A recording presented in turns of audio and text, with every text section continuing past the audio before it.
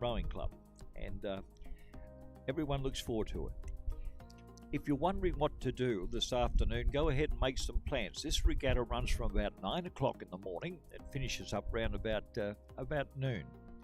And so for the next 3 hours, if anybody's watching, and we assume that there will be thousands of people out there, not just from here, but also from overseas, watching the progress being made in the JB Sharp Memorial Regatta Series, race number 3.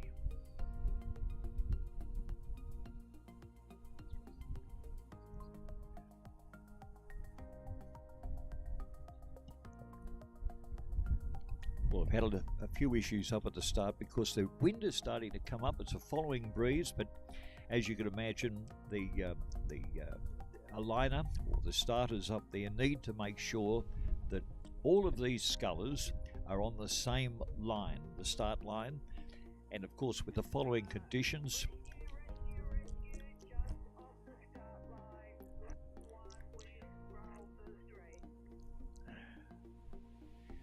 It looks like we might have a sculler in the water, but anyway, we'll wait and see what happens. But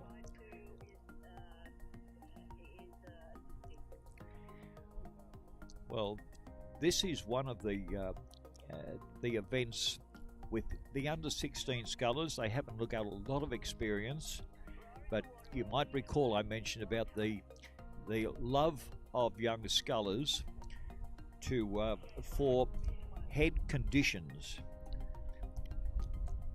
Going into any form of headwind is a little easier for new starters because there is assistance in the wind holding up the blades and they keep the blade reasonably level.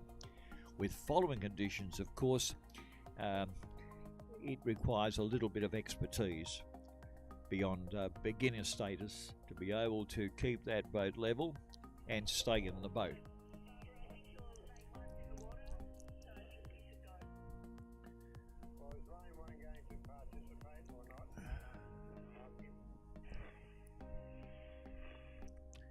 Well, we understand one sculler has gone in the water.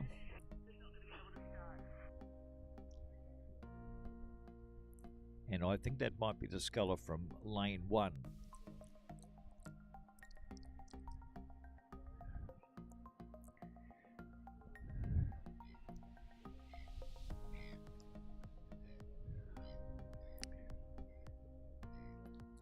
Well, the closest sculler to the Haberfield shed will now be Carson Prout from Glebe, coached by Nicholas Galea. And then in lane 2 will be the Leichhardt sculler Riley Lee Coxall, coached by Malcolm Campbell. And next to him, Lachlan Moore and Leichhardt's Jasper Richards. Both of those scullers coached by Malcolm Campbell.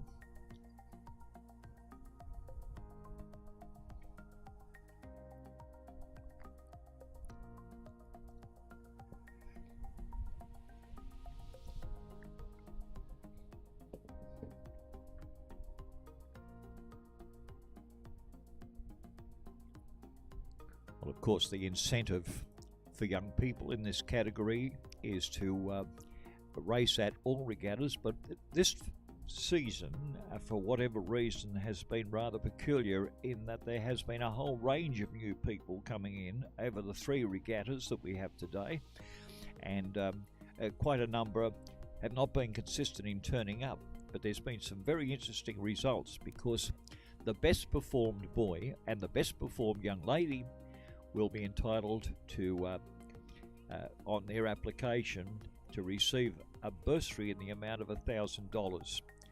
Now, for many young sports, or for many sports, for young people, it's unusual for them to take out a cash prize, but the organisers of the JB Sharp have used the little sponsorship that they managed to get to run this regatta for the benefit of those young people. And certainly it's attracted a big field in the under 16 category.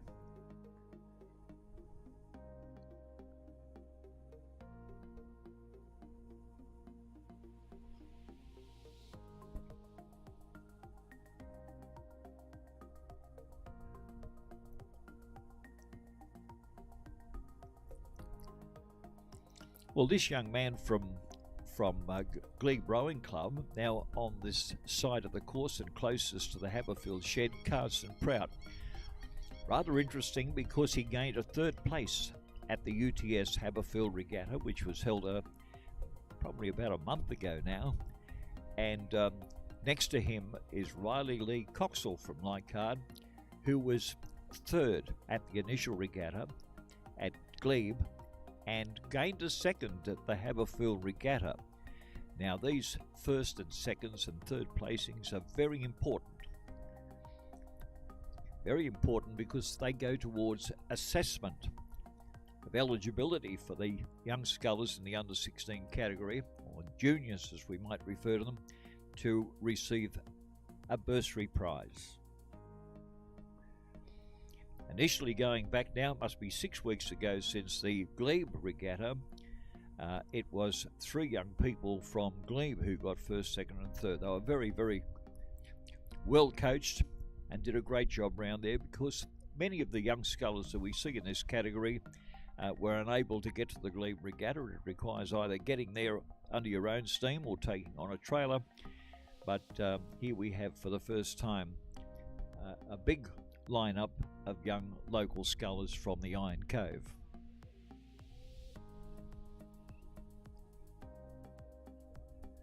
Well, here they come now in the under-16 scull. This is the first of the heats.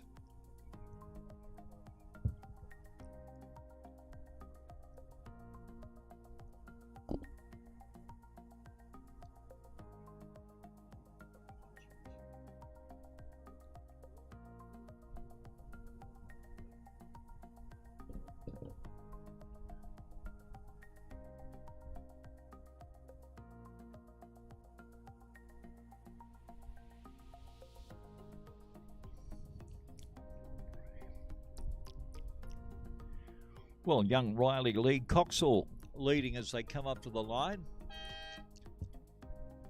And he was the one from lane number 3, coached by Malcolm Campbell.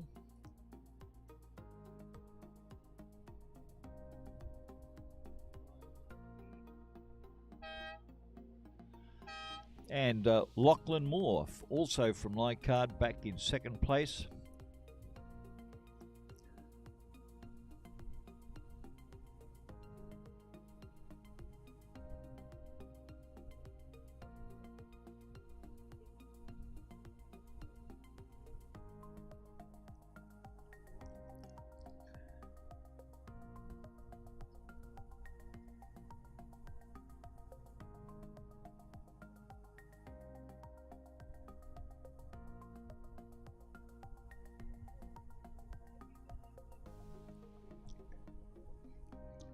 Well, finally, right over on the far side and a well way back is young Jasper Richards, also from Leichhardt, and I think that might give him third place, also coached by Malcolm Campbell. I'm just wondering what's happened. We'll look for the officials to find out what's happened to Carson Prout.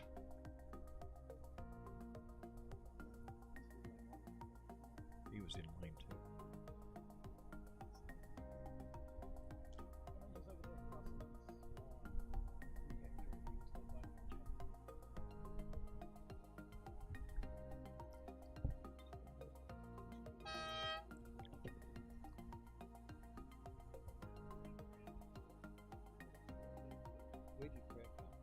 He was in lane 2.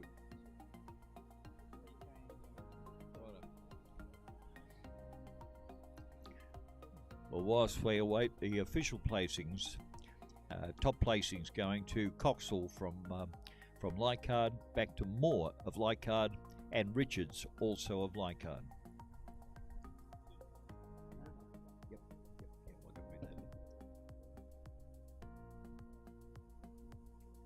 Well, third place will go to Glebe. In fact, third place has been awarded to Glebe, and that's as Carson Prout. So fourth place then goes to Richards, I think that will be. Fourth place will go to Richards. So correct that. First place to Leichhardt, second place to, that's the Coxall. Second place will go to Moore. Third place will go to Carson Prout from Glebe, coached by Nick Galea.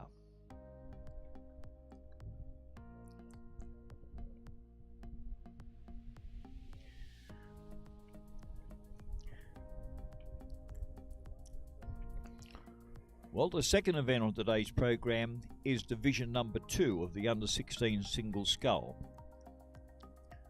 5 young scullers there. You can see that if you're watching on live stream that there is quite a substantial difference between the scullers coming down here. But on the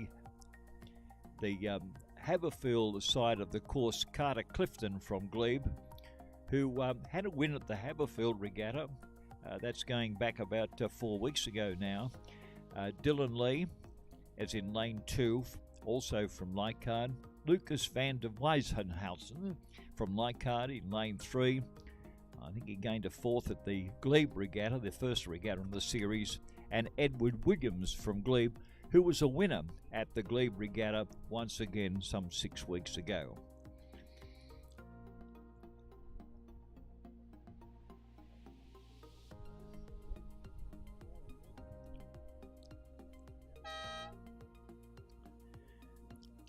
Well, that's Carter Clifton taking the win. The men's under 16 sculls, second division. And he'll be followed by the Glebe Rowing Club sculler. That's Edward Williams in second place.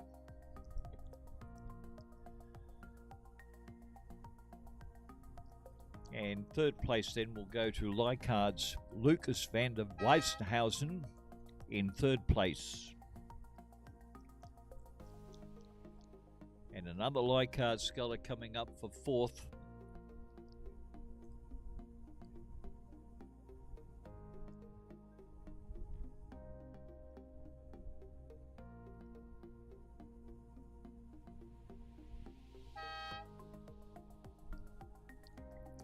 And 5th place will go to Leichhardt's Jeremy Cooper.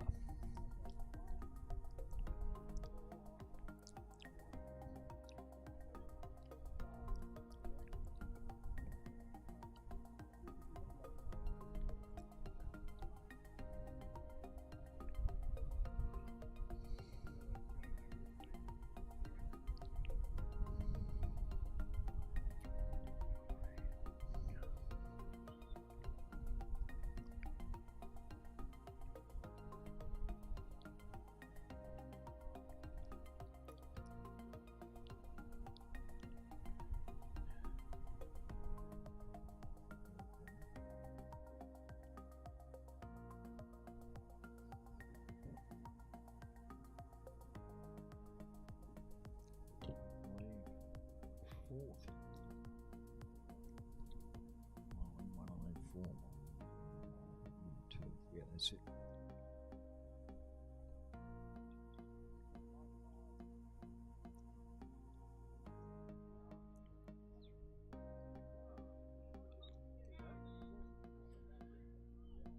Well, for those that may have a program or access to the program, down the page it would read 1, 3, 4, 2 and 5.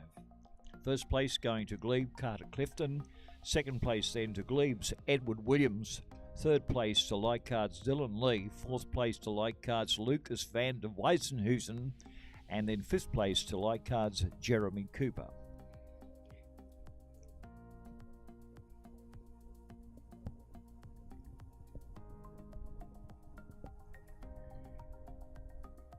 Well, what a wonderful morning we have here, but we're looking right into the sun for these races. The next event scheduled for 10 past 9 is the men's intermediate Cox 4. Now, this may be a row-over. For those people unfamiliar with the style of racing, row-over means there's only the one starter there. And it's from Des Moines. And at the last regatta held on this course at Haverfield, Des Moines got second to a very young UTS combination of young juniors that would be probably representing the various colleges throughout Sydney, but Des Moines got the second, and here Des Moines are lining up for the men's intermediate Cox 4.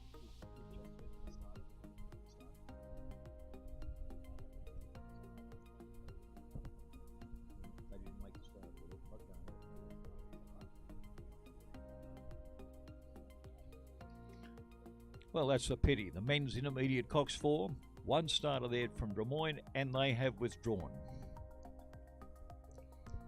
So So no start then in race number 3. The next event, scheduled for about 9:20, will be the women's intermediate cox 4.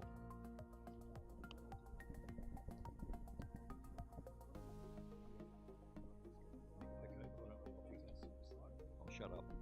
No.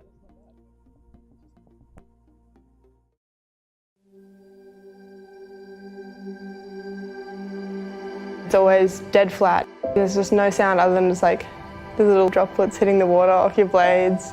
All you could feel was your breathing, the noise of the boat, the noise of the water. You see the sun come up, you see the rain falling, you see the weather coming in. It's such an amazing perspective.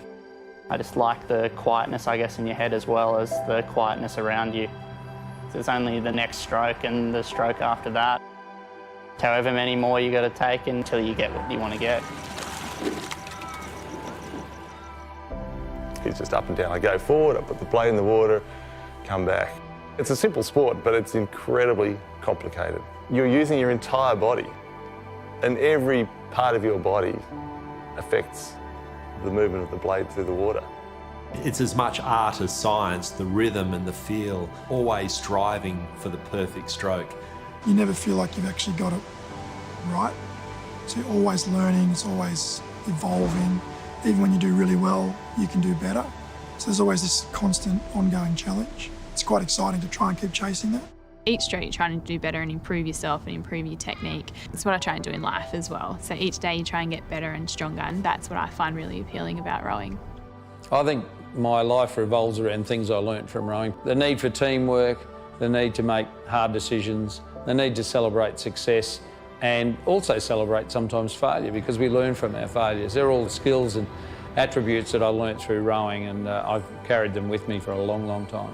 It's not just the success you have on the water and what you learn, it's what you take from rowing then apply to your life, whether it be relationships, whether it be from a business point of view. Rowers end up being really good citizens, really good business leaders, focused on community and what's right for those that are around them.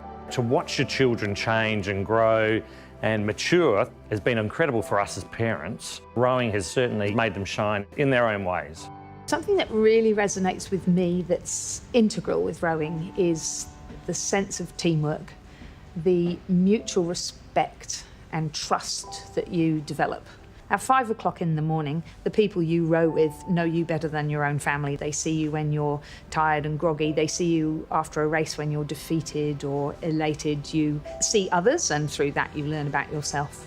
Before I started rowing, I didn't know that I was determined. I didn't know that I was passionate. I didn't know that I was this hard, I guess, fierce competitor. What really sorts out success and failure often is when things get really tough. What we do say in rowing is the race only really starts when the pain starts to set in. And I think that's quite a good analogy, not just in sport, but in the rest of your life. It's an incredibly demanding sport, and that anyone that's done it knows that you've committed yourself to something and strived for something pretty special. I think that lends itself to creating really, really strong bonds with people. That sense of we're all in this together and we all support each other, that for me is what's special about rowing.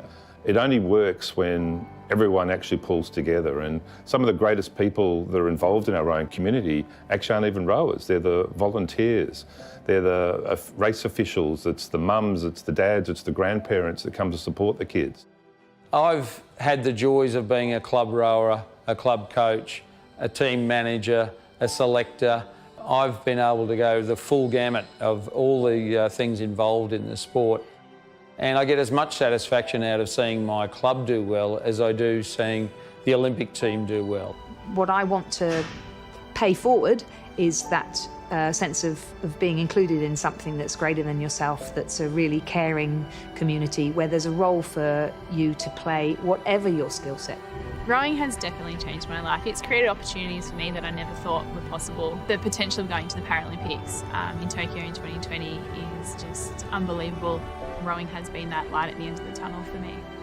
Everyone who used to row will say, I rowed once. It's something that you just do, it's a connection that you have, and I think in everything we do, rowing will always shine through. My advice to young rowers would be You need to build the base, you need to do the work, but with that determination and workload and endeavour, the results will come. Your career in rowing, and indeed your life, it's a marathon, not a sprint. And you will be rewarded for the work you put in. You'll be rewarded for the contribution you make, not just in the boat, but out of the boat.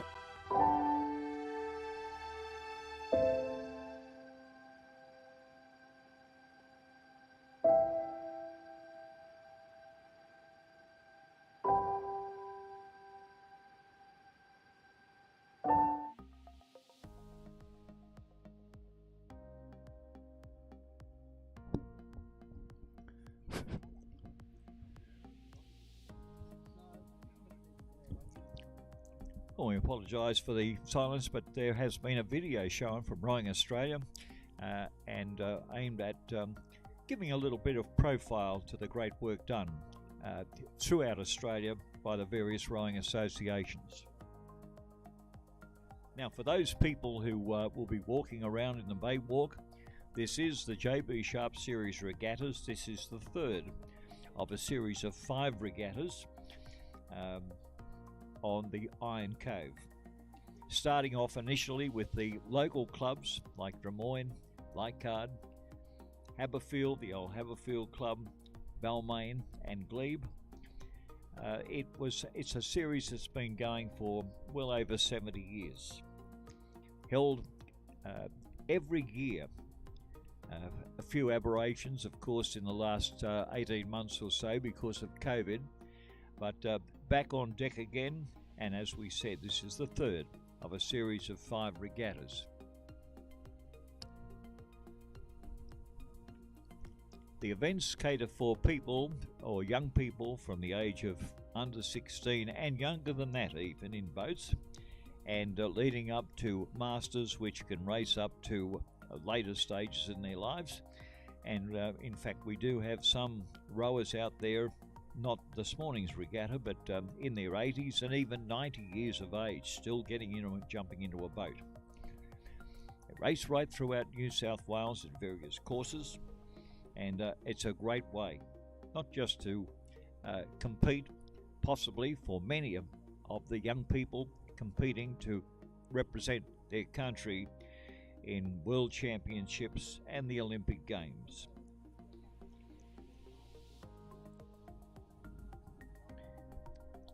From the club that we're broadcasting from at the present moment, that's the old UTS Haberfield Rowing Club. They've got several members. I think they've got about 4 or 5 competing over in the Australian team that have just finished racing in the third of the World Cups, and they'll be competing for Australia at the World Championships. There are also championship events for under 23s, under 21s, and for juniors. Planning in racing for the juniors between us and New Zealand. One of the first international events involving both Australia and New Zealand was in fact held on this course. It was for the Ampol Trophy, probably about 1965, and a series of 3 races, and it was Don Croot was the manager of the New Zealand team, and of course Don, being a New Zealander himself, later became the chairman of Rowing New South Wales. And of course, he was a very strong member of the Balmain Rowing Club, who are host of today's regattas. So it's a little bit nostalgic today for Balmain and Don Croot. He was one of those great New Zealanders who helped bring international rowing across to Australia.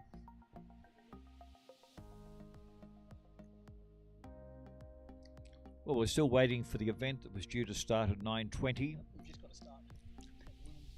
And they're starting now. And the lineup there is 4 combinations from Tara, UTS, Leichhardt and Drummoyne. So the 4 organisations there. This is the first of the events at which we've seen Tara with a strong representation in both sculls and crews. Tara School, represented by Charlotte Ottman, Caitlin Irving, Natalie Felton and Mackenzie Knott. and Amelia Jones. So this is a Cox boat. The Cox 4s in the women's intermediate. The classifications for racing, of course, apart from the under 16s, a novice, intermediate and open class racing. In this event, Tara School in lane 1, closest to the clubhouse here. Lane 2, UTS, that's UTS Haberfield. Third lane there would be for Leichhardt, and on the far side will be the crew from Des Moines.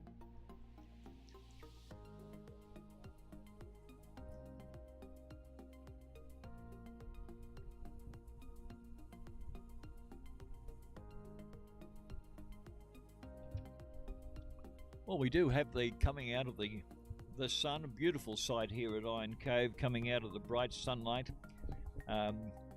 is Tara School, UTS, Leichhardt and Des Moines.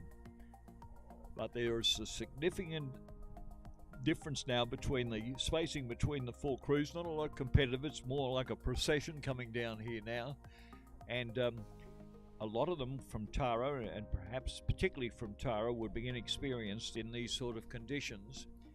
But we see fairly low rates as they take on board the strong following conditions here on Iron Cove.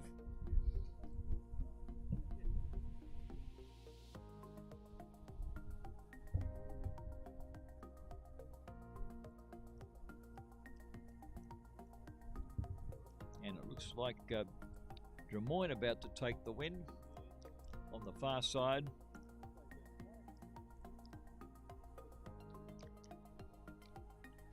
Leichhardt in second place. Third place, about a length behind, would be the crew from UTS colours. And fourth place will be the school introduction for the first time, the school from Tara.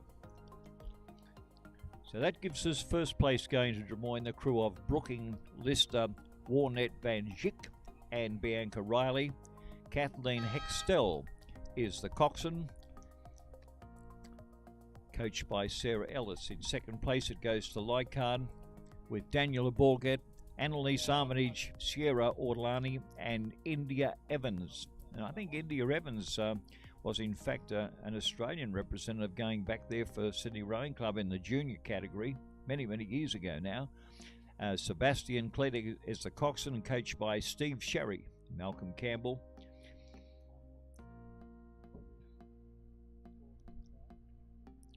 UTS back in third. Annabelle Fuller, Grace Burke, Louisa Blocks and Paige Critchlow. Sarah Bereshy, coxswain, and I think there might be a background there of Loretto Normanhurst racing in that particular crew. And then Tara School fourth, Charlotte Utmar, Kathleen Irving, Natalie Eaton and Mackenzie Knott. And the coxswain there, Amelia Jones. So great racing in the women's intermediate Cox 4. Straight out race, no divisions, all going towards points for assessment when we come to the final of the JB Sharp series in another 4 weeks, in another 2 weeks' time, I think that will be.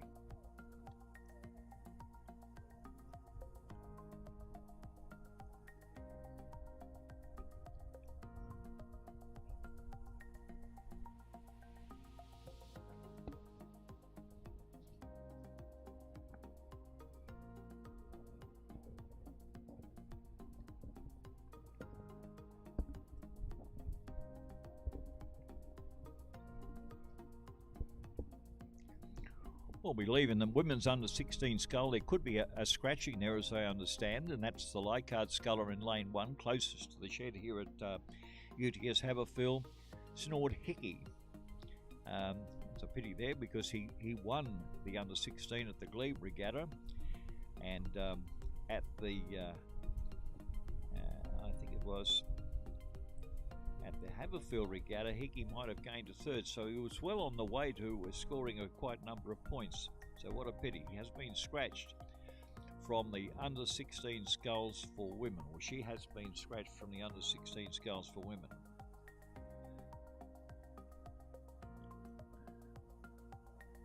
The competitors there in the under 16 category would have Gemma Simpson from Tara, closest to the clubhouse, Ruby Harrison from Leichhardt, Lucy Yabsley from Glebe, Josephine Egan from Leichhardt, Kelly Clifton from Glebe, and then Emma O'Brien from Leichhardt. And here they come now in the final 200 metres.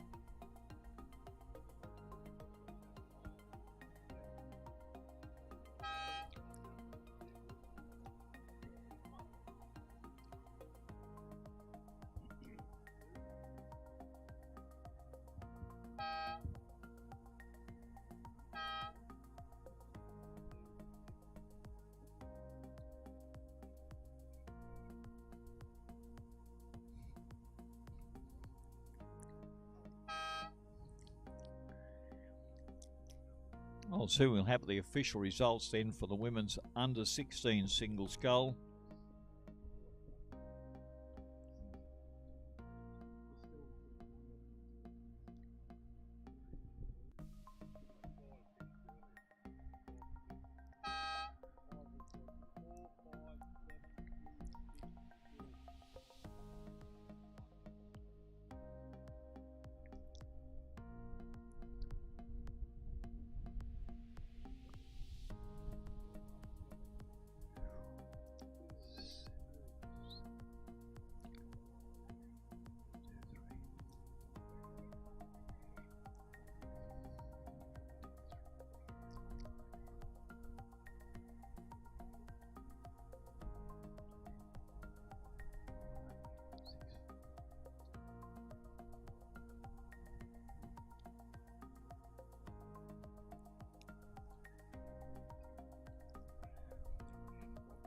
Well, we now have official results for that particular event, the women's under 16 scull.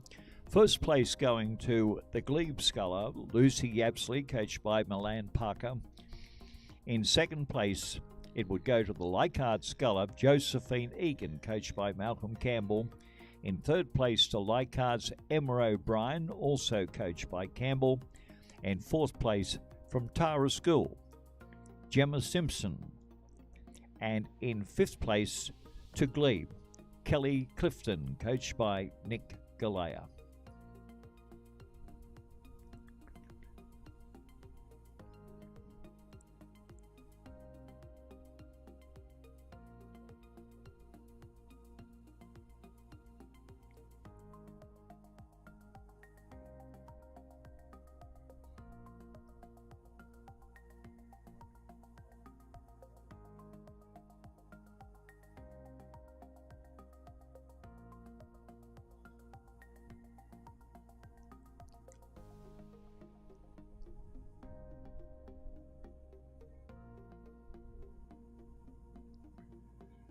Now, there is only one division for the under 16 women's scullers, and as we said, Glebe taking the win with Lucy Yapsley, coached by Parker, and second place then going to Leichhardt's Josephine Egan, and third place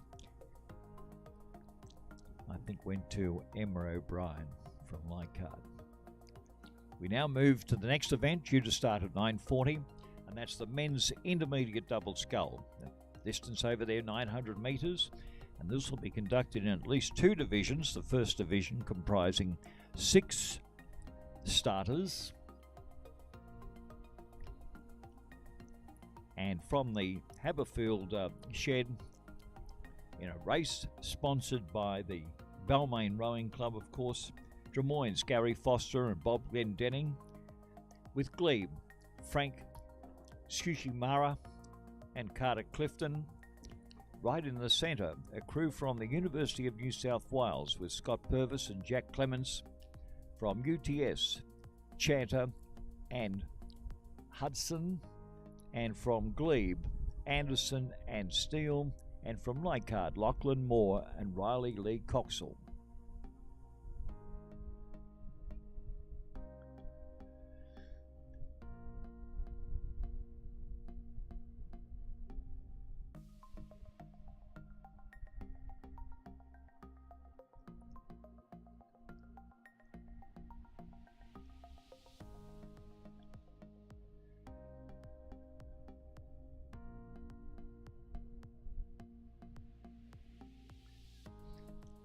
We've been blessed with great conditions here today. The rough water that we might have had very early this morning has given away good conditions here, and ideal racing conditions with the following conditions.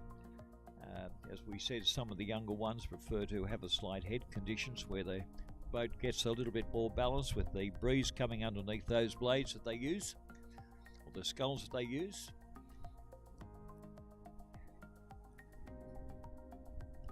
But now we move into the intermediate double sculls, and some very experienced crews racing in at least the next two races, which are divisions of the men's intermediate double scull.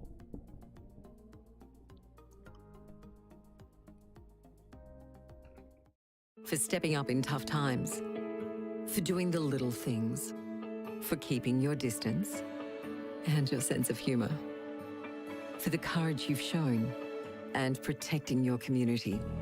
Thanks, Australia. The changes to stop the coronavirus aren't easy, but they're working. Keep going, and don't forget to download the COVID Safe app today. Together. Viruses spread when you cough and sneeze, and the tiny droplets land on surfaces others might touch. You can help reduce the risk by coughing or sneezing into your arm or a tissue. Bin the tissue. Wash your hands with soap and water. And if you're sick, seek medical advice. Together, we can help stop the spread and stay healthy. Visit australia.gov.au. Authorised by the Australian Government, Canberra. Of past weeks with the rain and the storms and the floods, given away to absolutely perfect weather down here. Still a little bit on the cold side, but great for racing, and it's a beautiful sight here on the wonderful waters of Iron Cove.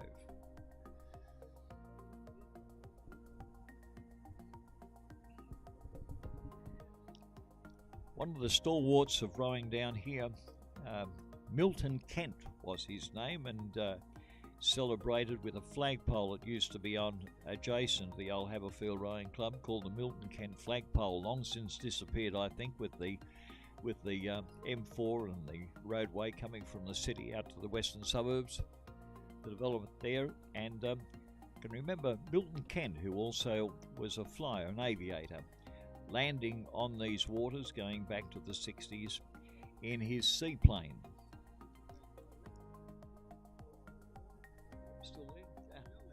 Well, my understanding, apologies, the flagpole is still there. It was just moved from its original site, but it's still there, the Milton Kent flagpole.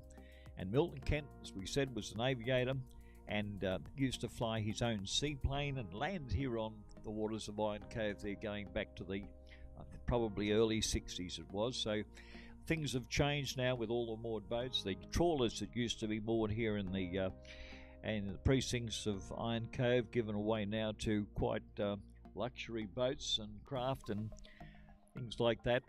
The old saltwater swimming pools that used to be here, gone from Drummoyne and also gone from Leichhardt.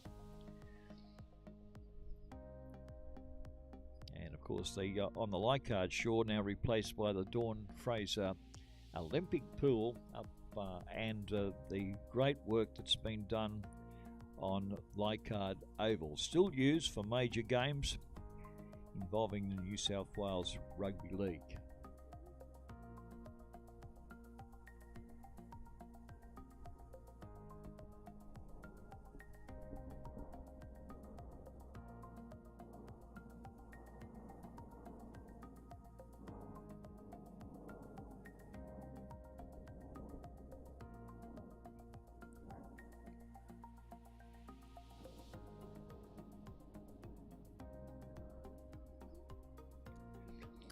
Well, you might be able to see, I think we've got vision now coming through with the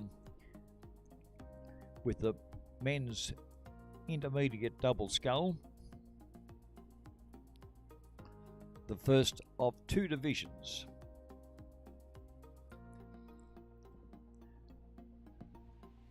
And great shots there of the crews coming down past the Rod Island and the Leichhardt Rowing Club halfway down the course. And this is the first of the two divisions.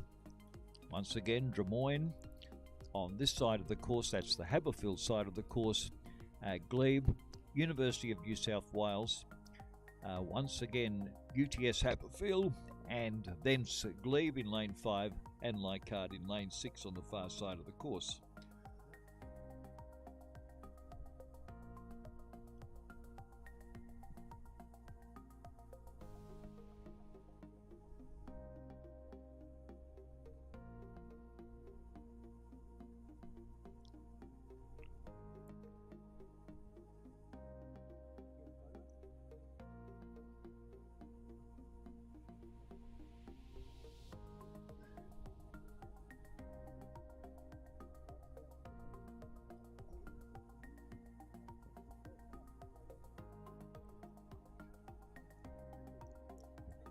Well, you might be able to pick up pictures when we get back to the live feed. It's very difficult to see what's going up there in the first 500 metres of this 900 metre event because of the sun. And you can't complain about that, of course. It always rises in the east, if you haven't noticed. And it puts up a very strong glare heading up and looking up towards the Iron Cove bridges.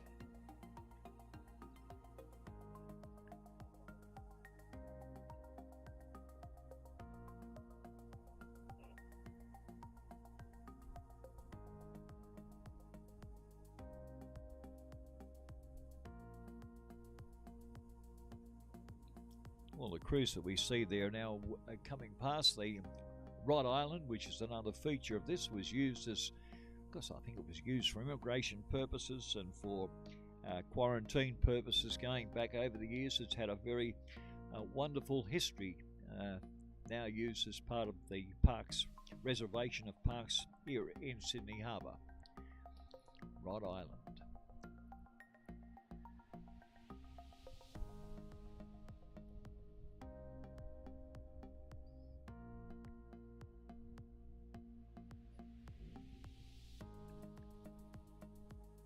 Well, we've had no notification of any cancellations of the cruise in this event. I think we do have the 6 starters there in the first division of the men's intermediate double scull.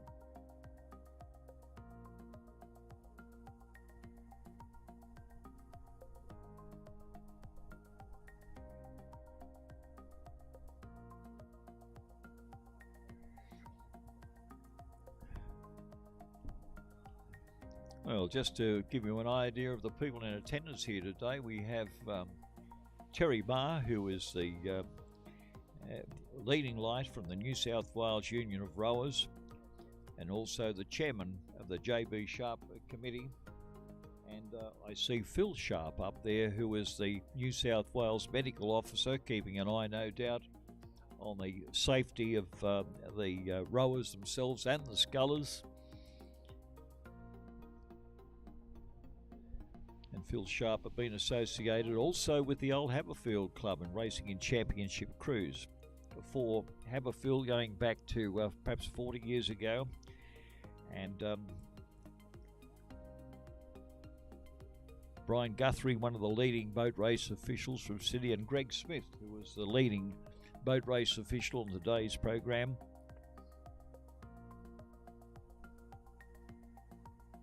And the convener of the JB Sharp series, Liam James, who was bright enough and intelligent enough to be able to arrange this marvellous communication system and live stream which you may be watching this morning. Well, the crews now have gone past the Rod Point or Rhode Island in the men's intermediate double scull, and this one will be one of the closest racings that we've seen on today's program.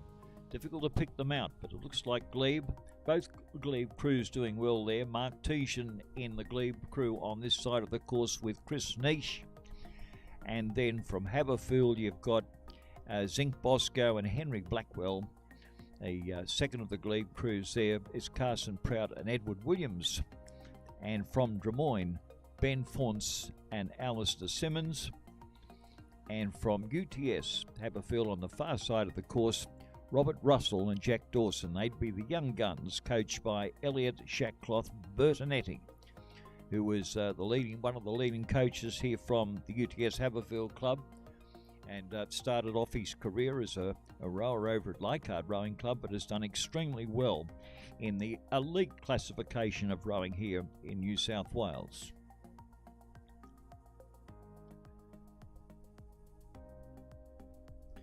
Well, it is close racing in the men's intermediate double sculls.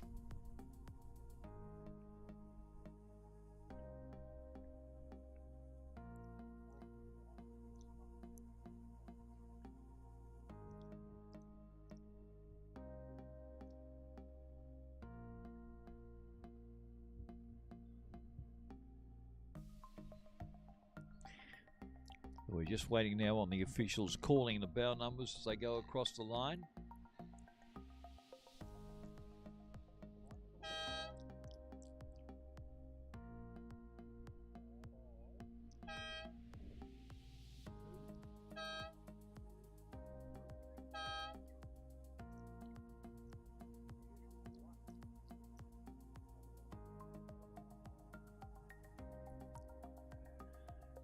Well, it looks like the glebe combination of Hadley Anderson and Callum Steele may have taken out first place. Second place going also to glebe with Frank Suchimara and Carter Clifton, coached by Nick Galea, and third place to the University of New South Wales with Scott Purvis and Jack Clemens.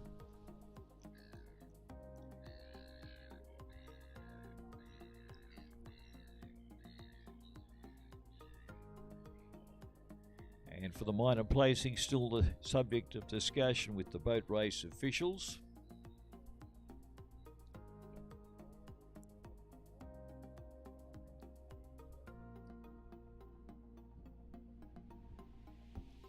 As we go back to the start for division number 2.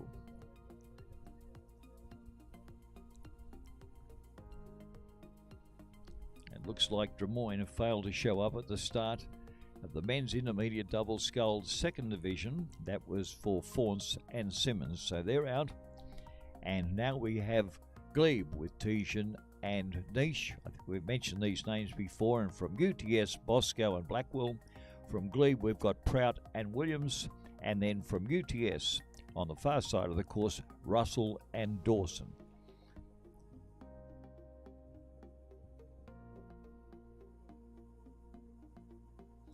Now, once again, for those people that might be able to hear us walking around the Bay Walk, this is the third of a series of regattas held as part of the JB Sharp series. It's under the auspices of Rowing New South Wales, and of course, if you see them on the water, these are the crews competing, not just from the local clubs, but as far north as Newcastle, and from schools like Tara, also competing as a college, as a school, as well as the clubs from glebe, UTS Haberfield, Des Moines, Leichhardt, and the host club of today's Balmain Rowing Club. Balmain Rowing Club holding its regatta on this end of Iron Cove because of the renovations that are going on for their clubhouse located up near Cockatoo Island.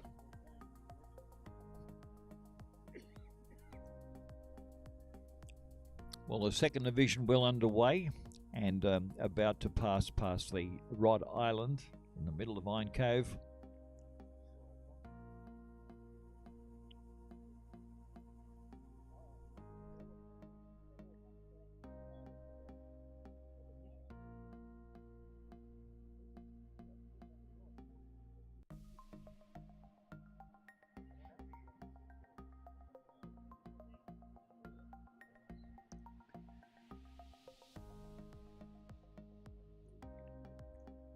Well, the feature of the series is once you've passed your novice events in either sculling or in the fours, you move up into the intermediate classification, hence the name intermediate.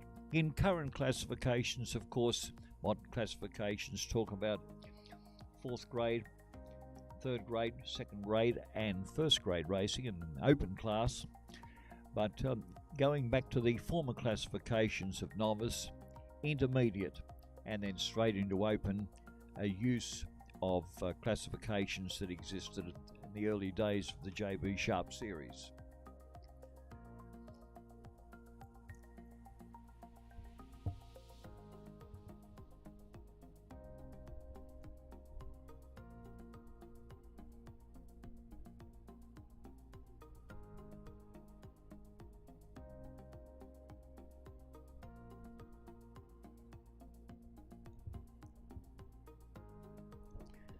Well, the crew from UTS is Zink Bosco and Harry Blackwell coming down here now. They've opened up a substantial lead of some 4 to 5 lengths, and as you can imagine, they've got the young guns over here. UTS Haberfield, a reputation of producing elites for Olympic class, and these young people here are obviously from some of the rowing colleges, but Zink Bosco, Henry Blackwell from UTS taking out a win in the second division of the men's intermediate double scull. I think the second of the UTS might have got a second themselves, and that would be Robert Russell and Jack Dawson in second place.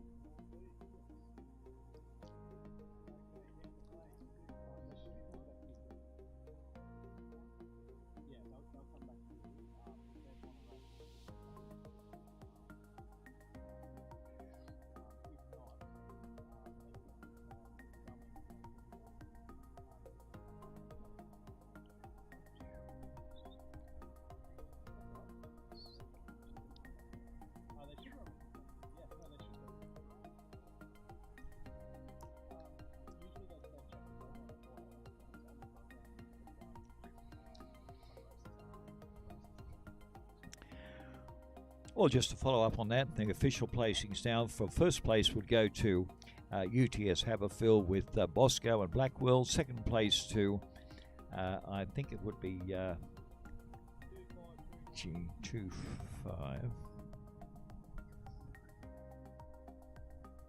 Second place also to UTS Haberfield with Robert Russell and Jack Dawson.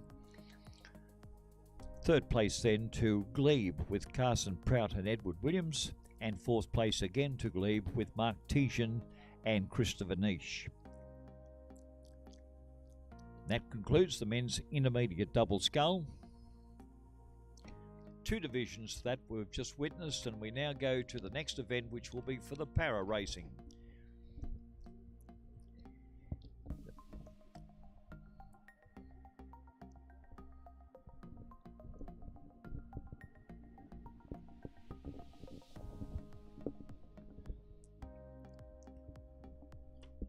Now, whilst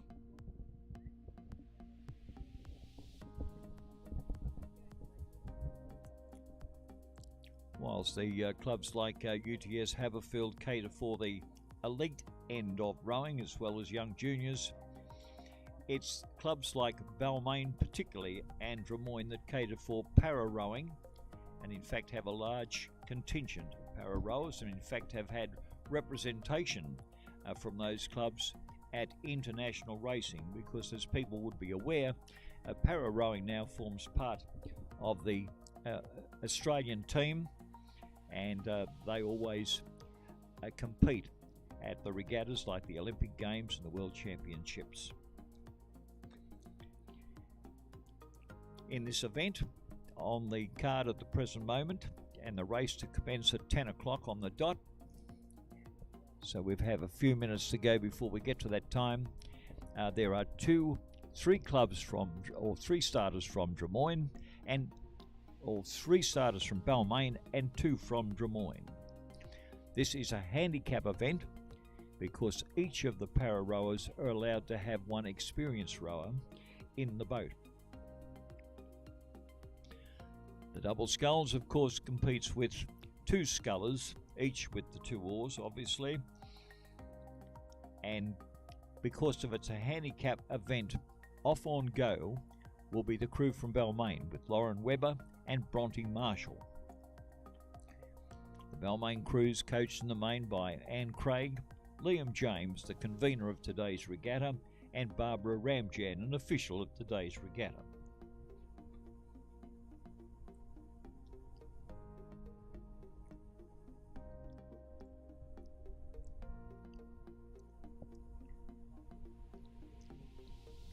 At the 9-second mark, we'll see a start from the Balmain combination of James Johnson and Eleanor Taylor.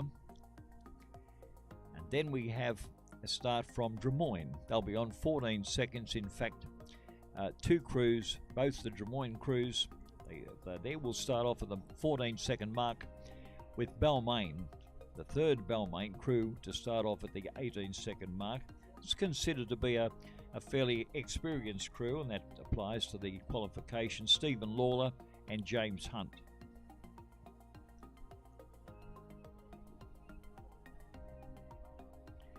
At the last regatta, the Haberfield Regatta, the win was undertaken by, I think it was Webber and Marshall. Now, as you can see, Bronte Marshall and Lauren Webber, the Go crew, starting off at the Balmain Regatta, and they were the winners. And of course, the remaining crews in this event under some sort of handicapping times.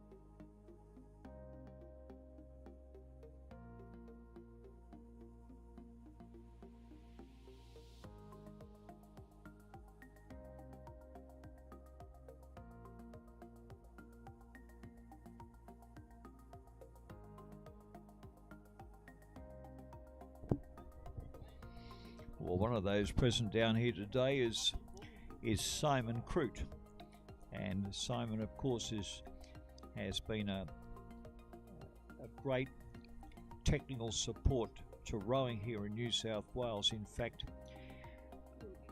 Rowing New South Wales, the system used electronically and the way in which the regattas operate, the brainchild of Simon Crute, and now is used right throughout Australia, and absolutely is amazing the way the system works.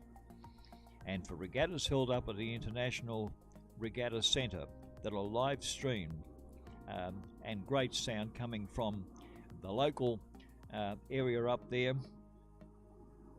as Simon Crute has fitted in all the computers and computerisation that goes with it.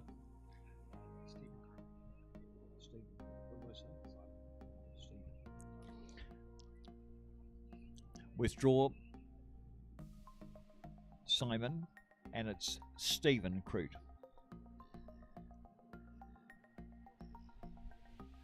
And if you watch the live stream coming from the International Regatta Centre for regattas that are held up there, absolutely incredible. It's a very professional job that's done now, in fact equal to anything you see, and the same system was used down for the recent Australian Championships were held down at Tasmania. Absolutely unbelievable. All starts off with the way in which entries are made for regattas, and it works so well. Mr. Crute, you're a champion.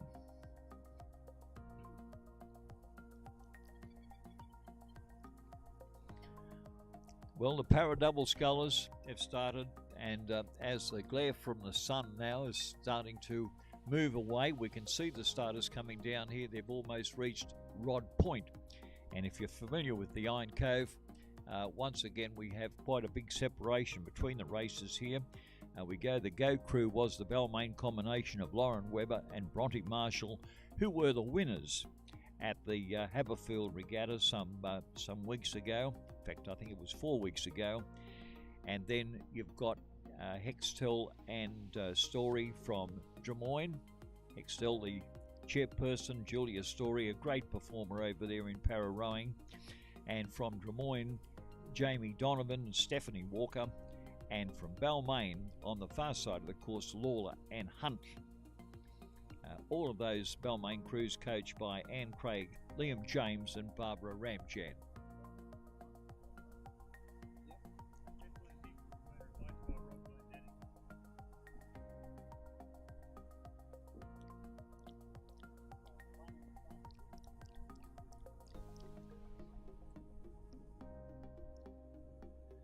Well, there we have the winner about to go across the line now. Once again, it's the same crew that won at the regatta 4 weeks ago, and that's Lauren Webber and Bronte Marshall across the line in first place. Then you've got quite a substantial difference there between themselves and the crew also from Balmain colours. And it looks like that might be the...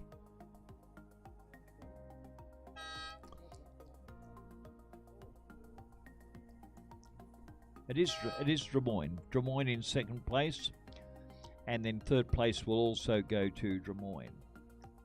So the second place crew would be Janine Donovan and Stephanie Walker, and then we understand third place crew will go to Bob Glendenning and Julia Story.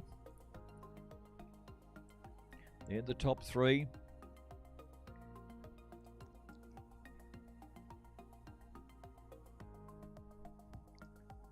Which means there's one more crew to be judged there. That would be the Balmain crew from lane 5, Stephen Lawler and James Hunt.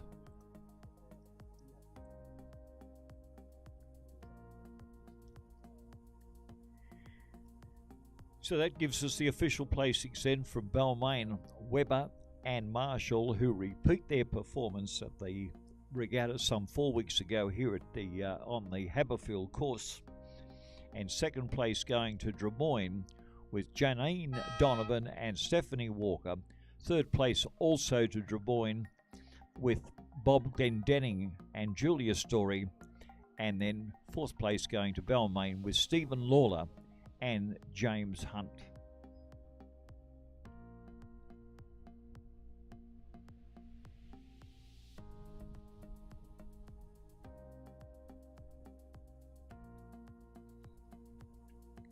Well, 10 minutes to go before the next event, and that's the Women's Novice Quad Scull. And this year, in fact at this regatta, we have two divisions once again, and the idea being that this is for starters who have never faced a starter before. This is for the crews like a Novice Quad Scull, which has 4 scullers in the boat, and some of them could be coxed or coxless. You'd expect that perhaps some of these school crews have a coxswain in the back. Perhaps universities don't, but anyway, all that's taken into account. There's no handicaps involved, straight out racing. In the first division of the Women's Novice Quad Scull, we have 5 starters, comprising 3 from Tara School, competing for the first time. Leichhardt with 1 crew, and the University of New South Wales crew have started to dominate entries in coming in, and University of New South Wales have had spectacular success with their novices. This would be the young students starting off for the first time.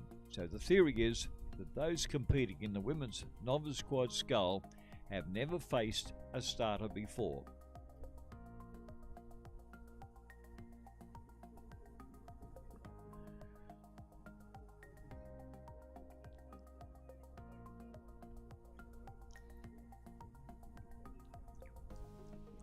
Now, in the previous racing conducted by the University of New South Wales, I think that might have been at the last regatta held here, it was the University of New South Wales that won in both divisions.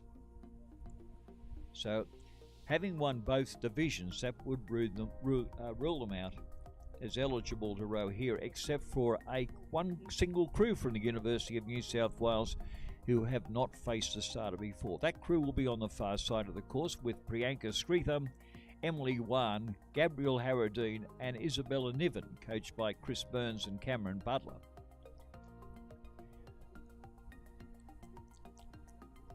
So closest to the, well, let's call it the expressway, that's on the Haberfield side of the course. We have Tara represented by Matilda Bradman and Ella Hang, Adele Toya and Nevera Singh. Also representing Tara next to them in lane 2, Nicole Chan, Eden Wong, Piper Walker and Olivia Horn. From Leichhardt, Grace Conry, Ruby Harrison, Lily Bennett and Emma O'Brien, coached by Malcolm Campbell. And then the third of the Tara School crews in lane 4, over towards the Rod Point area, Victoria Reeton, Zan Liu, Sophia Trofer and Isabel Dunlimoff. And then we have the new starters from the University of New South Wales. Can they come up to the standards set by their two previous firsts and seconds, or two firsts in the divisions some 4 weeks ago? This crew of University of New South Wales, represented by Priyanka Sreetham, Emily Wan, Gabrielle Harradine and Isabella Niven, coached by Burns and Butler.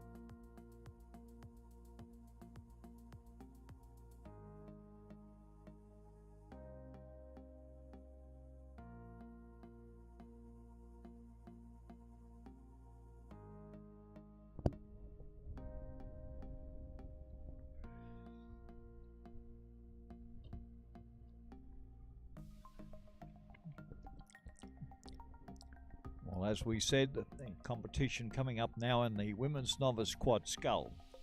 Rather interesting because there has been a change in the following conditions now. It's almost coming from due north. So it certainly now has moved from perhaps the north to a northwest following conditions, or northeast following conditions it would be. And it'll be interesting to see whether all the boats are carrying a coxswain, because with these following conditions they'll be tending to push the boats a little bit closer to the Haberfield shore, and so the starters up there making sure they're keeping quite a distance between the starters as they get up there. I think we have a full field, is that right? We have a full field in the women's novice quad scull, first division. We said 3 starters from Tara School, 1 from Leichhardt and 1 from the University of New South Wales.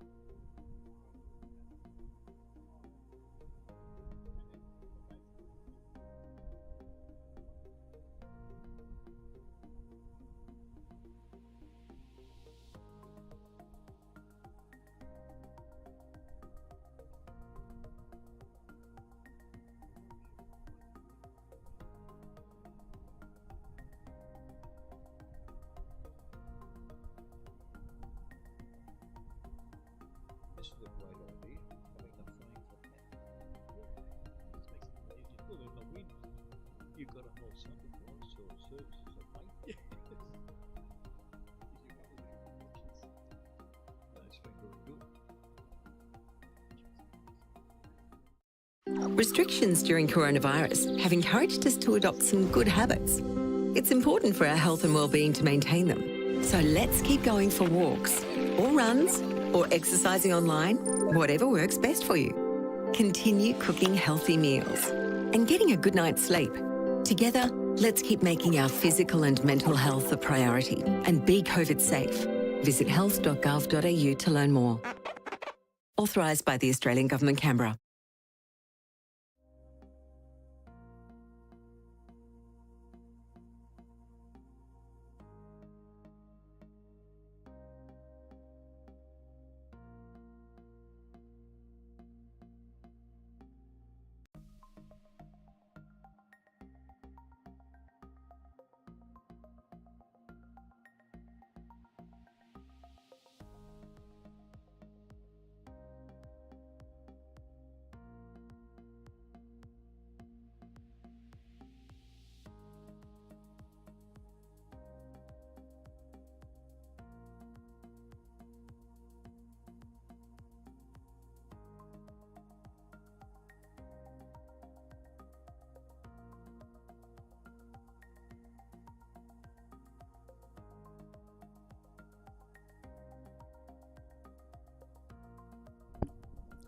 Well, there we go. If you can pick up the live stream now, there wonderful pictures are being shown down there at the start, and you probably can make out that there is a little bit of waft forward and a bit of chop on the water down there, making it very difficult for the officials to get these crews underway. In fact, we did one of the Tara college crews, that's one of the 3 crews they have down there, was stuck on one of the buoys down there close to the start.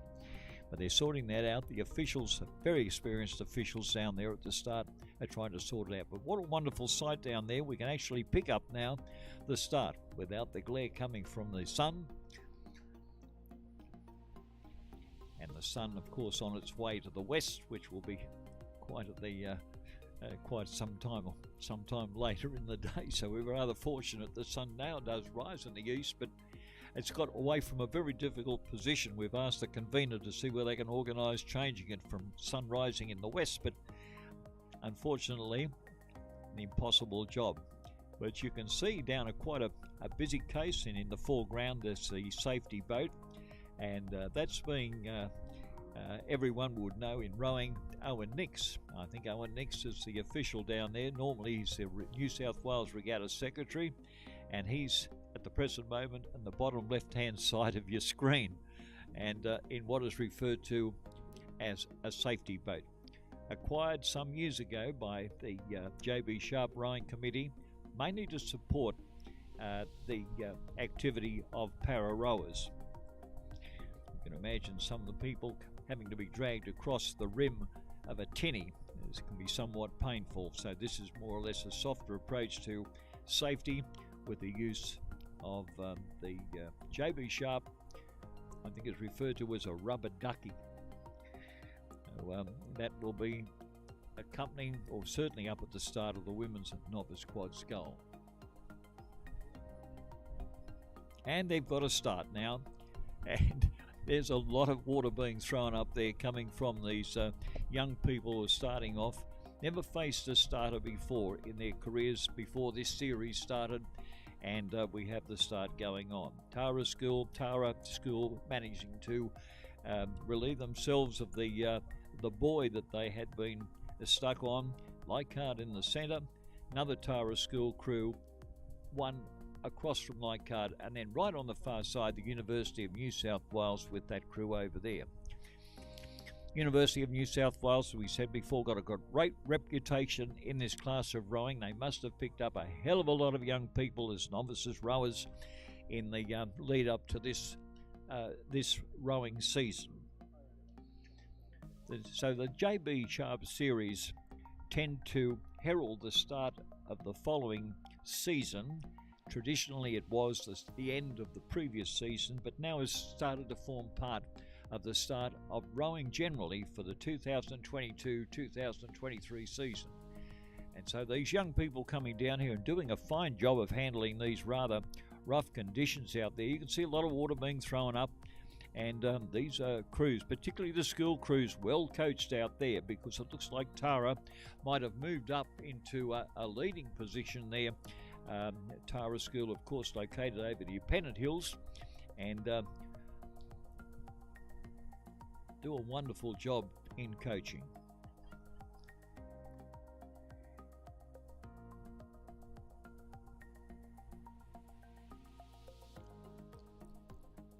Well, it looks like one of the Tara School crews, we'll just go through the names of the three crews from Tara: Matilda Bradman, Ellen Yang, Adele Toya and Navera Singh. And in the crew from Lane 2, that's two out from the Haberfield shore, it's Nicole Chan, Eden Wong, Pippa Walker and Olivia Home. And then the third of the Tara School crews, a little bit closer to Rod Point, Victoria Eaton, Zhang Liu, Sophia Trofer and Isabel Dunlop.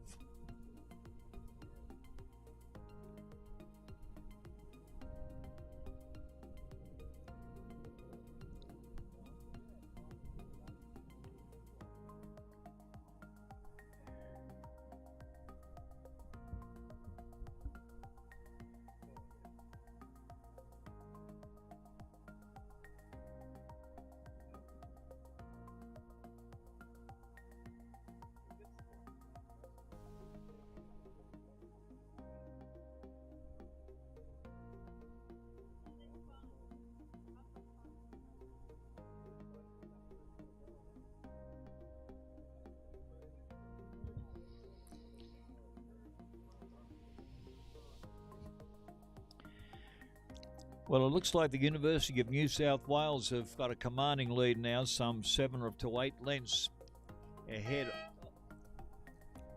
So, the University of New South Wales, that's the crew of Screether, Yarn, Harradine and Niven in the first division of the Women's Novice Quad Scull, taking out the win. So they've done very well after their 2 wins at the former regatta. That's at Regatta some 4 or 5 weeks ago. and where both University of New South Wales won both the divisions here. They take out a division here in the first division. And second place looks like it will go to the Leichhardt colours down there, I think it is.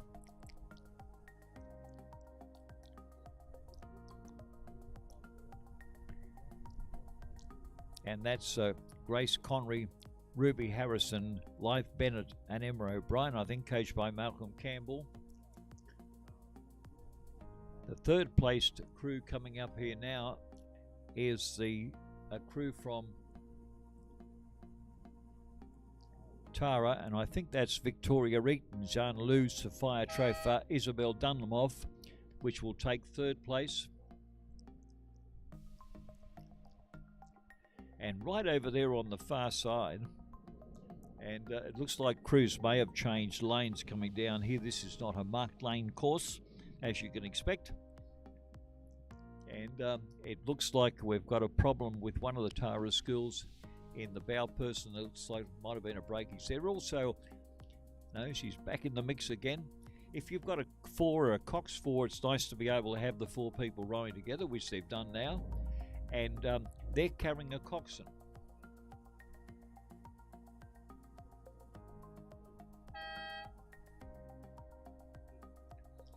Now we should add that the reason why some of the crews have done extremely well, that's the University of New South Wales. And certainly the Leichhardt crew have raced without coxswains, simply because there's been no restriction. This has been a whatever you can get race, and as you can imagine, the schools run or have equipment which provides for a coxswain, and of course most of the clubs rely on coxless boats for this type of sculling, quad sculling. We're just looking at the University of New South Wales crew now coming up. They're the race winners, and you'll probably note that both University of New South Wales and Leichhardt do not have coxswains in the boat, but the school crews do, so that accounts for why Tara might be a little way behind.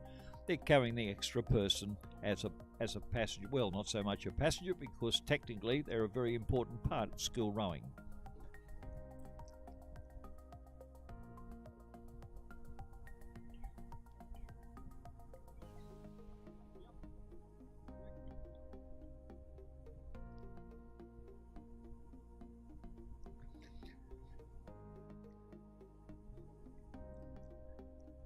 So the race now is concluded officially, and the racing official placings now go to the University of New South Wales, followed by Leichhardt Rowing Club. Third place would go to Tara School.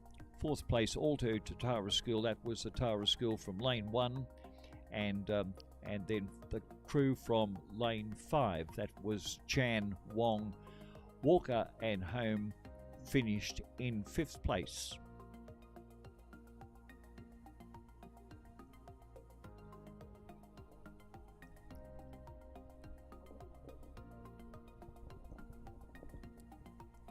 Well, 3 starters in the 2nd division of the Women's Novice Quad Scull. That's scheduled for 10:15. So a little bit of time taken up in organising these novice quad scullers on the start.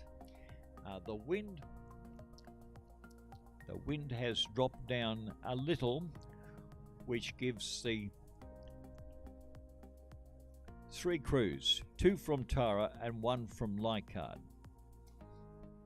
Now this is the golden oldies, because it is rather what we call a master's crew, which are for people who are above the age of in their 30s, 40s, 50s and beyond. And there is a club crew right in the centre, and of course I would imagine that it is not carrying a coxswain, and that will be up against the 2 school crews from Tara, and the one closest to us here at Haberfield is Claire Moon, Charlotte Gilroy, and Claire Dahl and Nicole Wu. The Leichhardt crew in the centre comprises Doreen Borg, Jane Cadwagon, Carolyn Charles and Debbie Chun, coached by Charles Lloyd Jones. fancy name. And then from Tara, the crew on the far side, Helen Zhang, Sydney McCartney, Alison Zeng, and Rita Liu.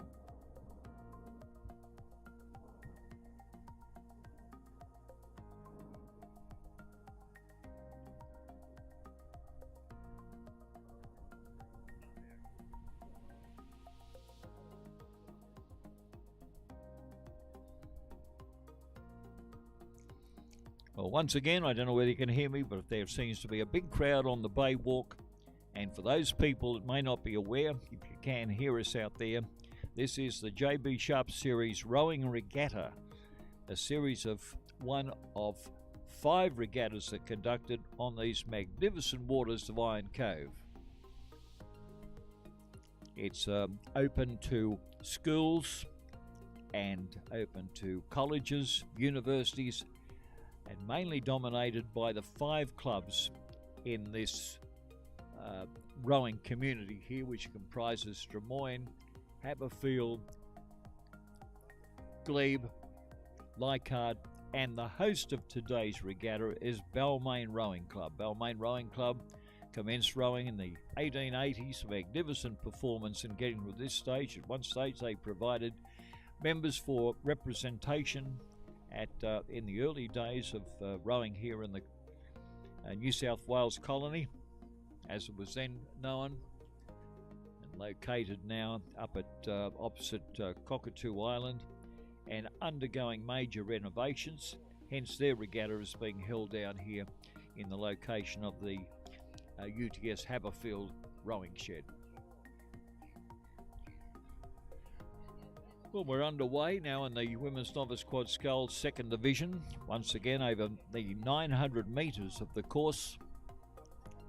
Boat race officials handling well the starts up there, which for people who have never faced a starter before is not an easy task with these conditions.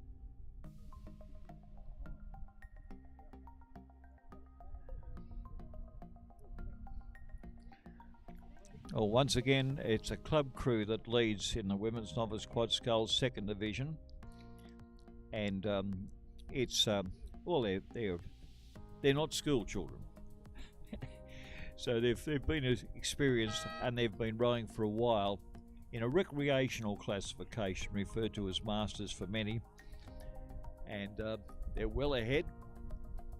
And then the 2 Tara schools, or the 2 Tara school crews, will take up 2nd and 3rd place.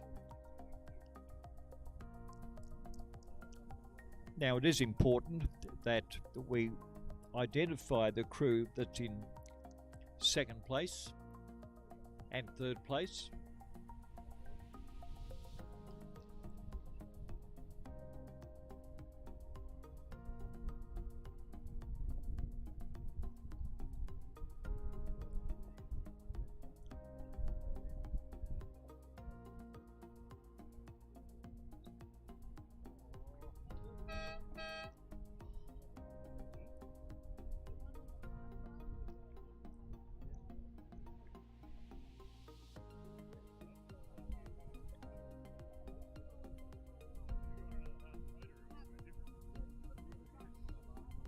Well, I'm relying on the call that we hear from the boat race officials that are located at the clubhouse here, Haberfield, and it looks like at the Tara School in 2nd place was Zhang, McCartney, Zeng and Liu, and 3rd place then the crew closest to us, Claire Moon, Charlotte Goy, Claire Dahl, and Nicole Wu. Yeah.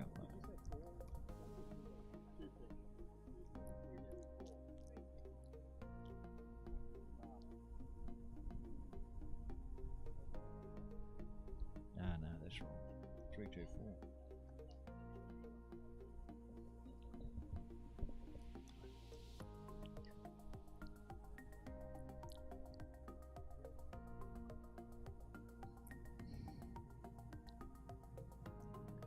I might correct that because the Tara School now, official results coming out would indicate that Leichhardt, whilst winning, second place would go to the school from lane 2. Very close racing between the Tara combinations, and second place would go to the crew of Moon, Gilroy, Dahl and Wu, and the third place then would go to the crew of Zhang, McCartney, Zheng and Liu.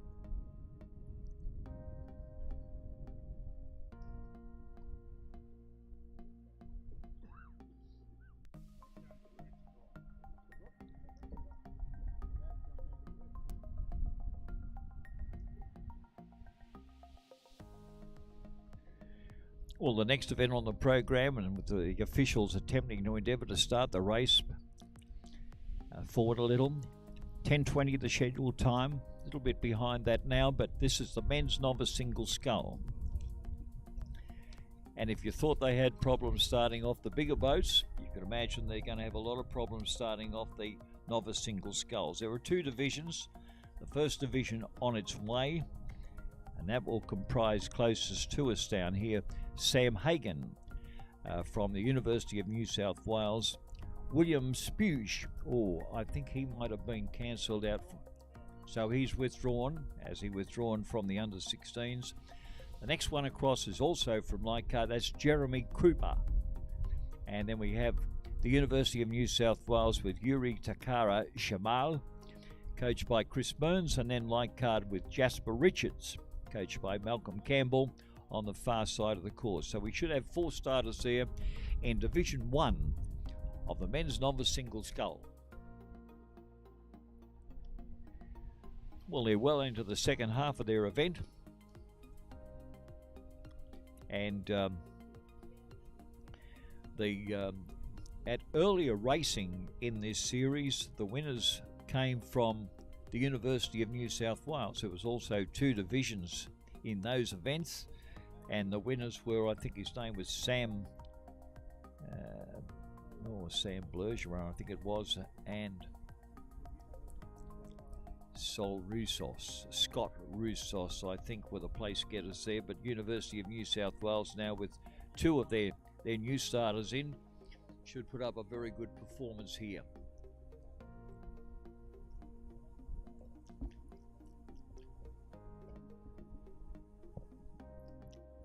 Well, once again, we've got quite big substantial differences between the scullers.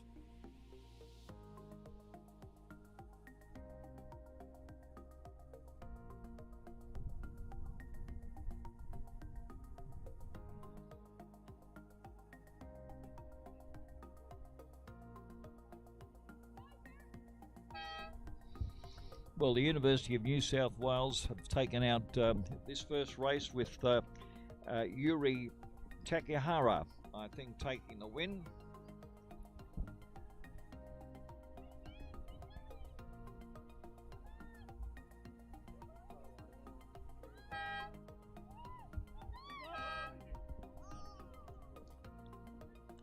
And he'll be followed by the Leichhardt sculler, I think, Jeremy Cooper.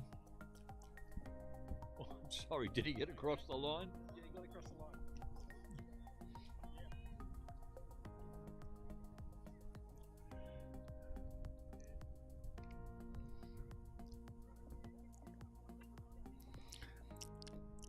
Well, we've got the University of New South Wales taking out the win, and fortunately for the Leichhardt Sculler, managed to get across the line, but had a little bit of an accident out there, and the safety boat on its way.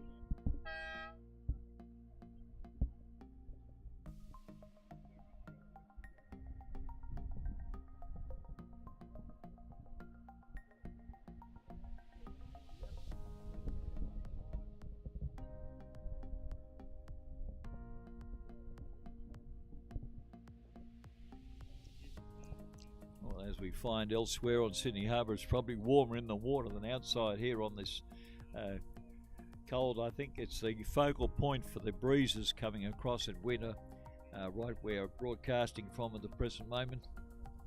But the safety boats arrived, and they're looking after the young sculler and his equipment.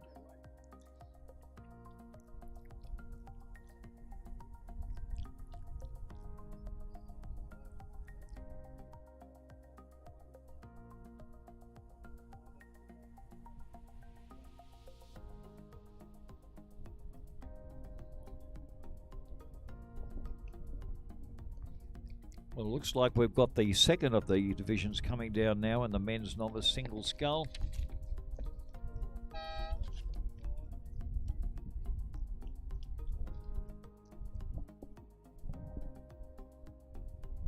And the first across the line will be Des Moines sculler Simmons, and then the Leichhardt sculler Dylan Lee.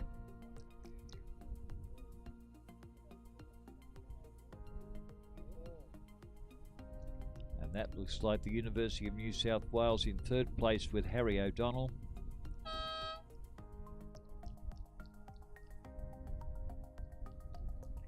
And then you've got Lucas van der Wiesenhuizen in fourth place.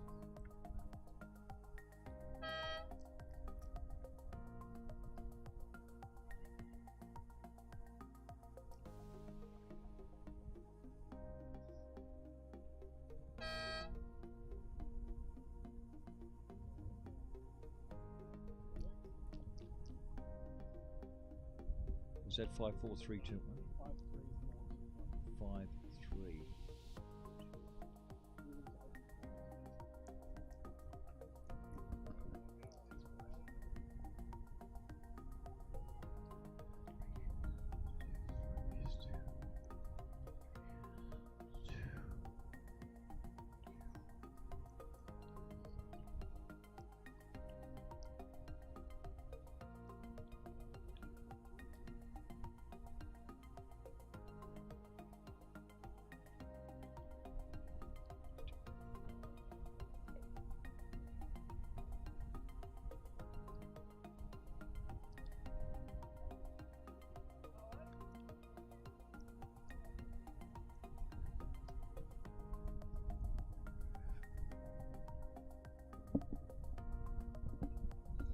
Well, official placings now for the men's novice single scull, second division.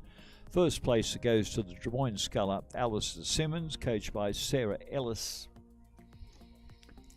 I think Sarah started off her career as a coach at one of the schools up in the Hunter Valley. Still going, had a great success with producing young people from the Hunter area for Australian wins in that age category.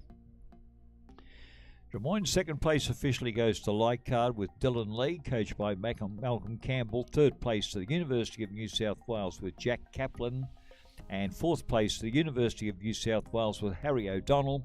And final place going to the Leichhardt sculler, Lucas van der Wiesenhuizen, coached by Malcolm Campbell. They're the results for the second division of the men's novice single scull. I'm just being requested to confirm the placing for fifth place, Lucas van der Wiesenhuizen. Thanks for that, Phil.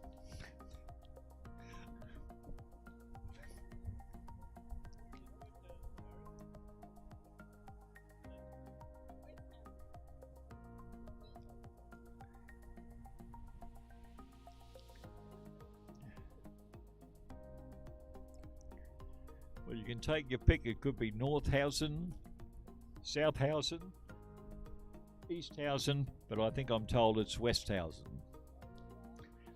Now we move to the Women's Open Quad Scull. This is for the open class. In the thanks, Phil.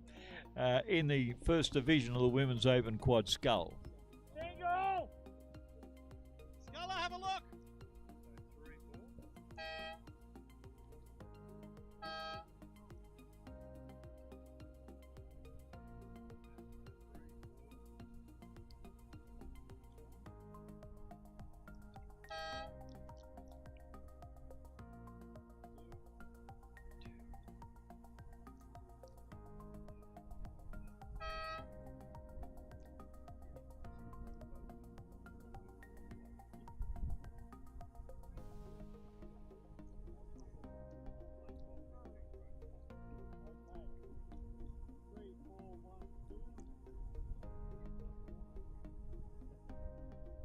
Well, the official placings now coming up here is certainly the race would go to a glebe combination in the Women's Open Quad Scull.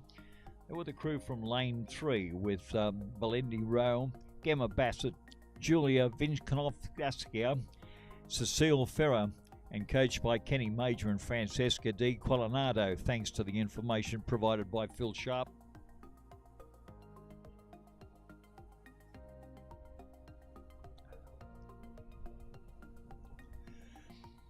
In second place, it would go to, I think, the crew from Drummoyne with McCluskey, Veit, Lister, Van Gick, and Bianca Riley. Just checking to make sure we got the pronunciation right with the medical officer for today's program. In third place, it goes to Leichhardt with Rhiannon Sandow, Carmel Taylor, Virginia Van Newick, and Kim Lloyd-Jones. Fourth place again to Drummoyne with Julia Liu, Bridget Austin, Esther Tucker, and Karina Shanahan. And then final place goes to the University of New South Wales with Annabelle Hayworth, Caitlin Mulquaney, Gabrielle Harradine, and Isabella Niven, coached by Chris Burns and Cameron Butler. That Uni of New South Wales voters going into this race.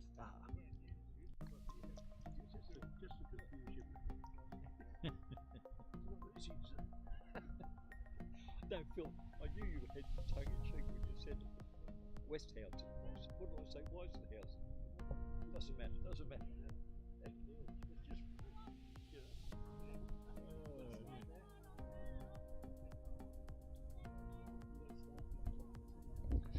Well, I've just been informed that the crew that we called to be the last place, in fifth place there, University of New South Wales, did not start and have moved into the second division of the Women's Open Quad Scull, and they'll be in lane 5 of the second division of the Women's Open Quad Scull.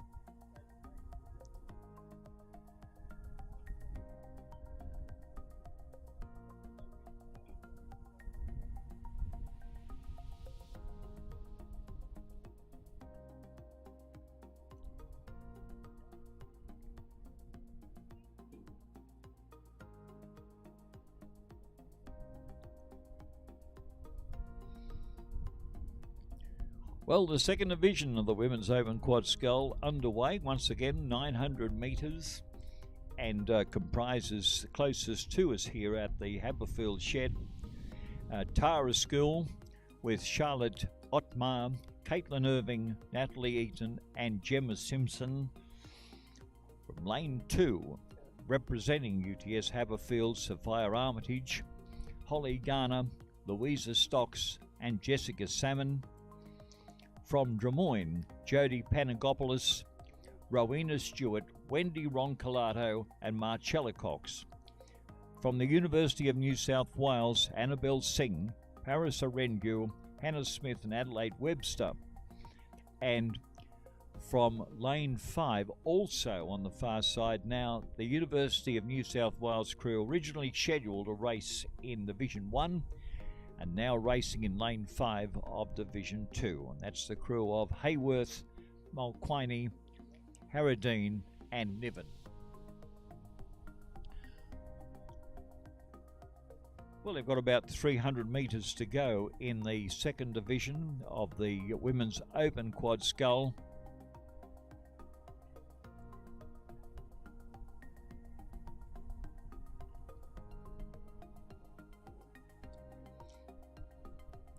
And the crews, of course, with this change of conditions, gradually these conditions are moving round towards the west. We started off with a nor'easter, and now it's probably a nor'wester, and it will move round, no doubt, to the west as we complete this, which means we're looking at a side wind coming for the crews coming down here, and it's a counteract from them. These crews don't have a coxswain.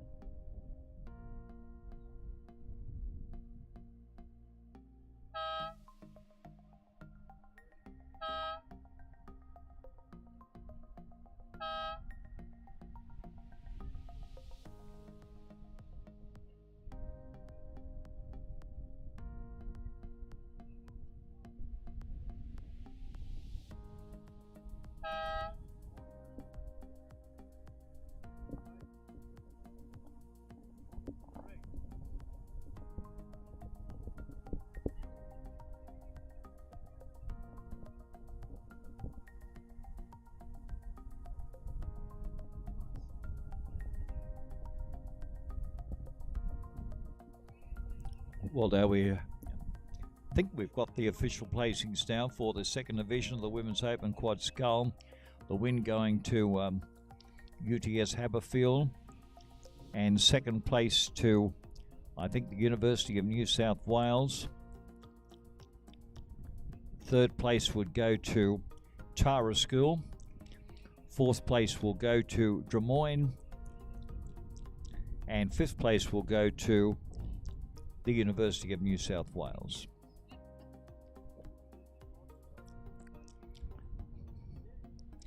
And the University of New South Wales crew in the final position would be Annabelle Singh, Paris Anderson, Hannah Smith and Adelaide Webster.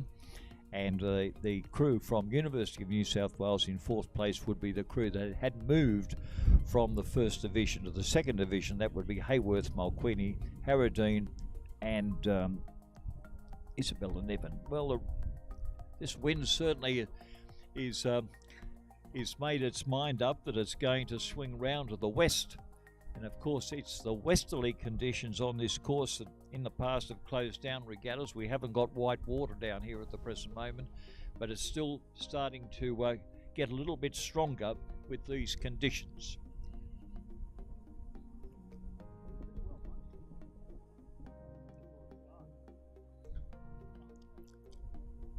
Well, I'm sure that you can see on your screens the race coming down here for the handicapped sculls, and this is a unique race in New South Wales. Normally on this course you'd have about 8 starters.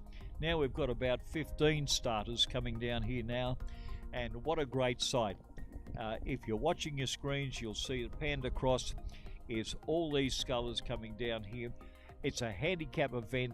Off on go would be Yvonne Konchek from Abbotsford Rowing Club, sculling area, and then we start off at the other marks like 10 seconds and those, but the starters there, you've got Daniel Borget, one of the favourites for the event, has a handicap of 35 seconds then, up against Annabelle Fuller, Kelly Clifton from Glebe, Lepresti also from Leichhardt, Critchlow from UTS on the 25-second mark, Cleo Price, Wareham on 25 seconds, and at the 30-second mark, Glebe, young Lucy Labsley. A pretty tough call on her, Barak, who gained a second at the Glebe Regatta on 32nd back marker representing Mossman. So you've got them from UTS, Leichhardt, Glebe, Drummoyne, Mossman, all the way through. And also from Abbotsford. Well, they've covered most of the course now with about 300 metres to go. They're passing the end of Rod Point. And what a sight. All these scullers coming down here. And the back markers, of course, there because they're a little bit faster than the ones that started off on go. And some great results coming up here. Great performance here. There must be 100 people down here in the front of the shed cheering on these young scullers as they make their way to the finish of the women's handicap single scull.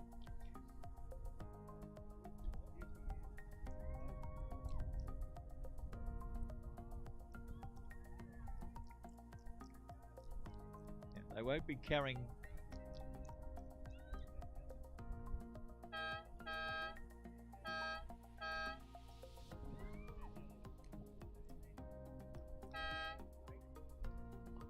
We're going to wait on official placings for that at the present moment. We can see some of the scullers from Light Card doing well in the top 6 or 7.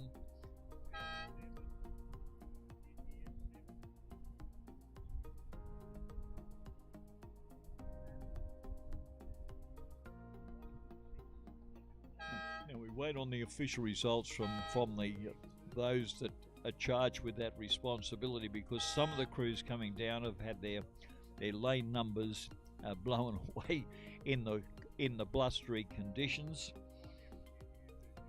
and some of them either started off with no number on the bow at all. So it's going to be always a difficult job for the officials to work out the top placings.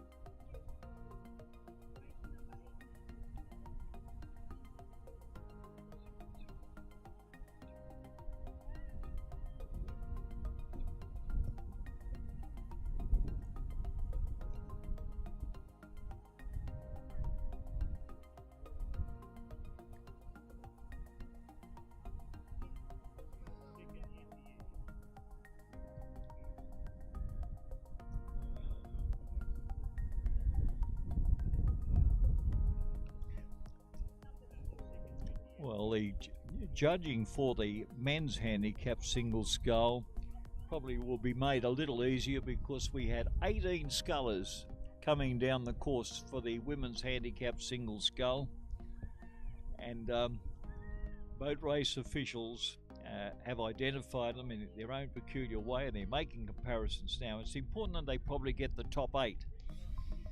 And the top 8 scullers, and it's information that I can't give you and that I haven't seen at this stage of the game. So we go back to the next event, race 16 on your programs, if you have one, the men's handicap single scull. And there are a number of scullers starting off. Simmons at go, along with Richard Jones from Drummoyne, 2 Drummoyne scullers, and then Michael Yu from Leichhardt. They'll all start off on go, along with John Newcomb from Mossman. So 4 starters take off at the 15-second mark. It would be UTS scullers like Jack Dawson, Ben Hudson, Zing Bosco, and then 20 seconds, Henry Blackwell from UTS will be going, and at 25 seconds, it will be Pat Burke from UTS. So some of the young guns from UTS at the back marker, and of course with their experience and reputation and the men in handicap single scull, there'll be certainly plenty of UTS scullers in the top 8.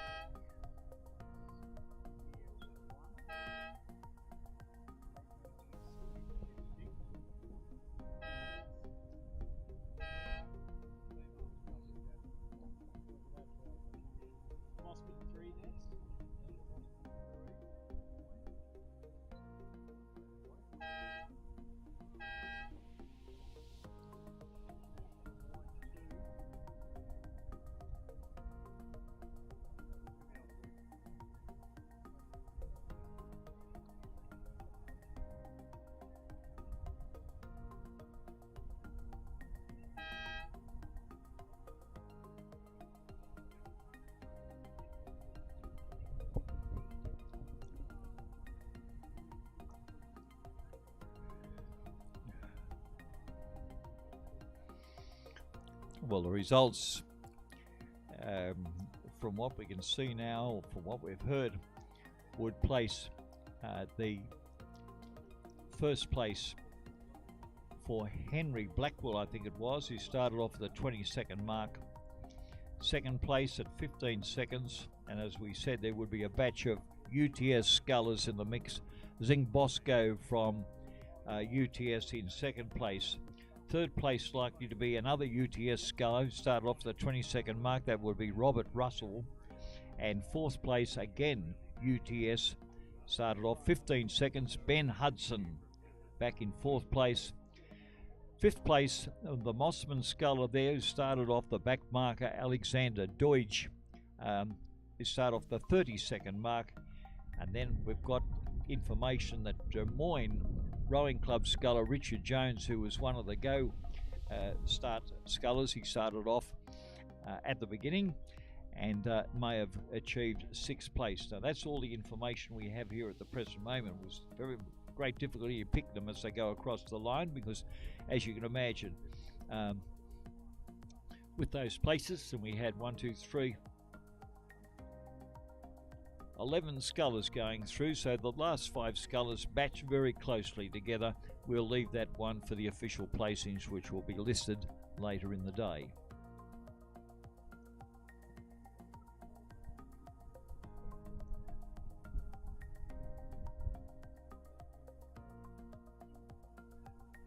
So the conditions now have turned lumpy and a little bit bouncy for the scullers.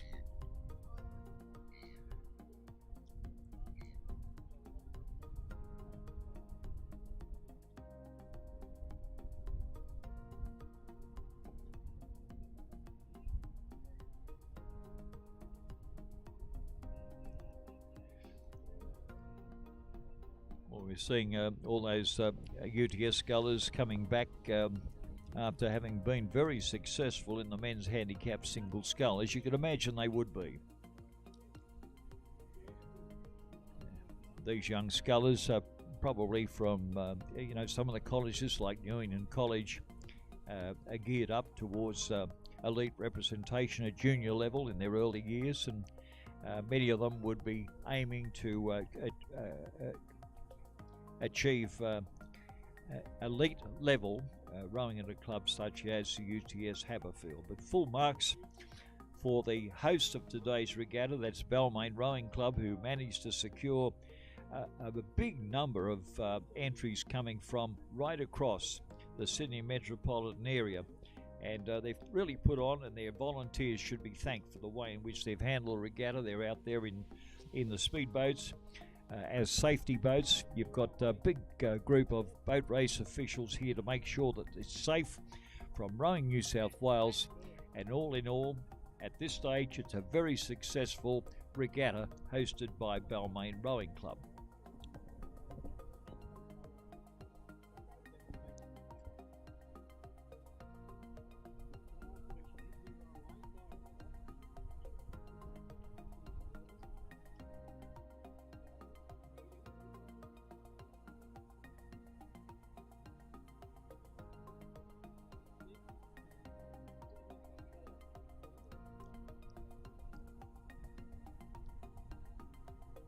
Was 6 Richard Jones from Des Moines?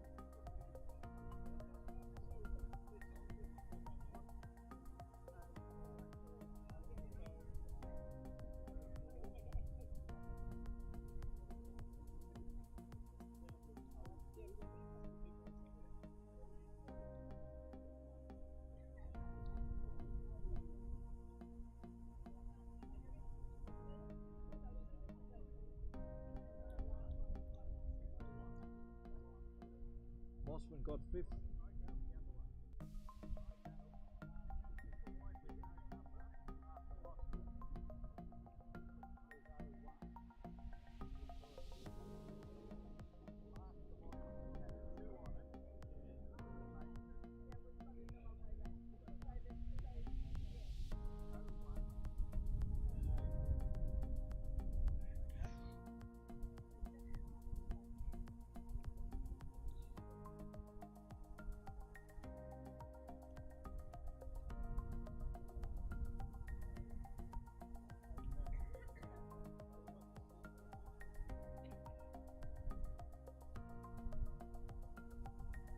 Did you get an 8th place? Who was that?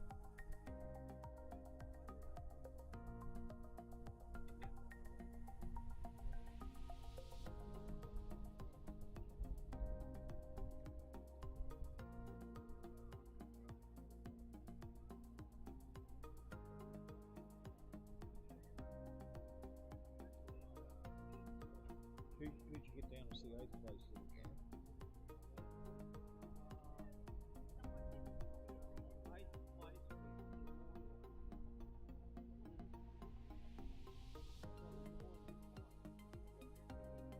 No, that was 6th, wasn't it?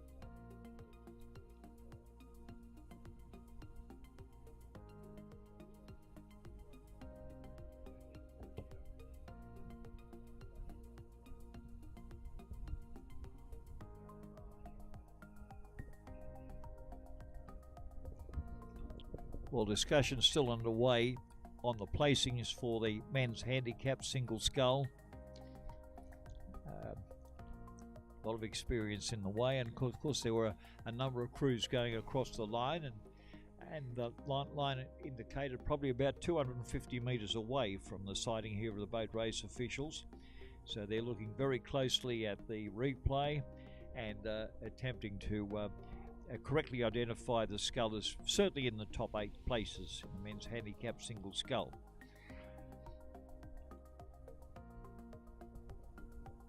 And of course you can imagine how difficult that is, because of some of the crews did not carry a number at all.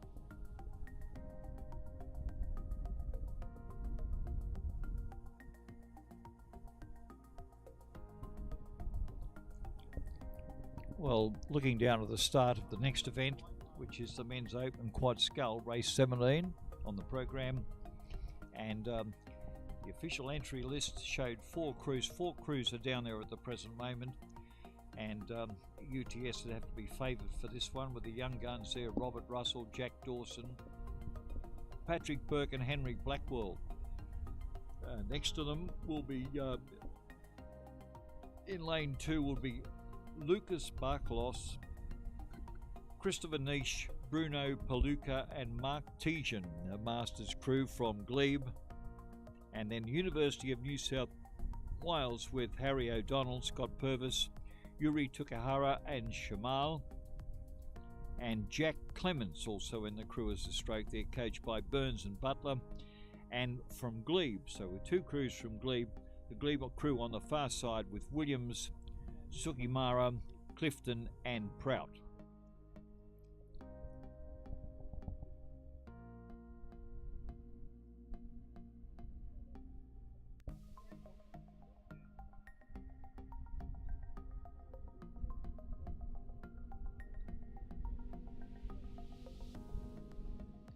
Well, we've had a start. The 4 crews have started. They've covered about the first 150 metres of the event at the Men's Open Quad Scull.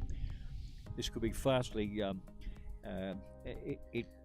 Glebe have dominated the Open Quad Scull since the start of the series, and but one would think that the crew from UTS, the young crew there, of Russell, Dawson, Burke and Blackwell, will perform with much credit in this particular category. But there are 2 crews from Glebe, and in the previous regattas, Glebe have been the dominant combination.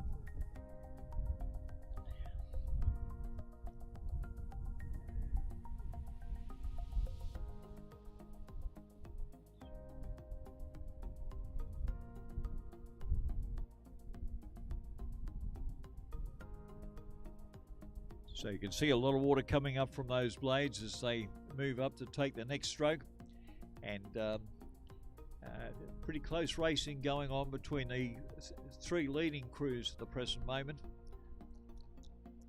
and one in particular, 2 out from this side, which if we go on this, it could be the Glebe combination and UTS.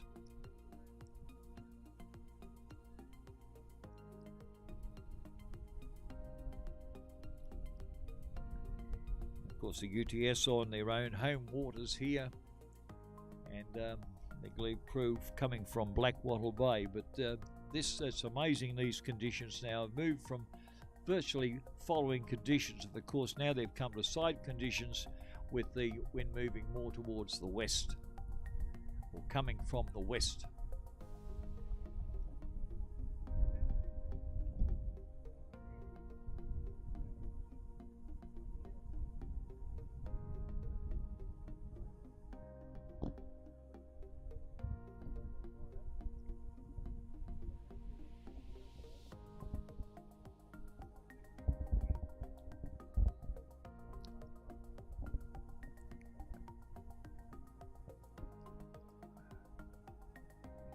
Well, this looks like the UTS combination of Russell, Dawson, Burke and Blackwell.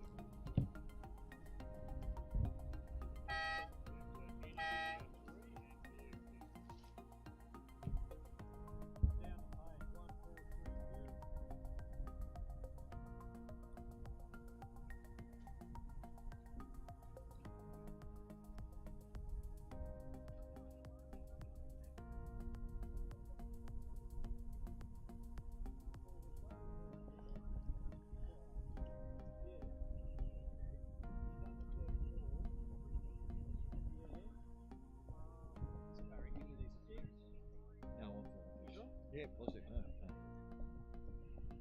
Thanks for that. You're young. Harrison would be old enough to get stuck into this, wouldn't he? He's starting to, yeah. Little pieces back, absolutely.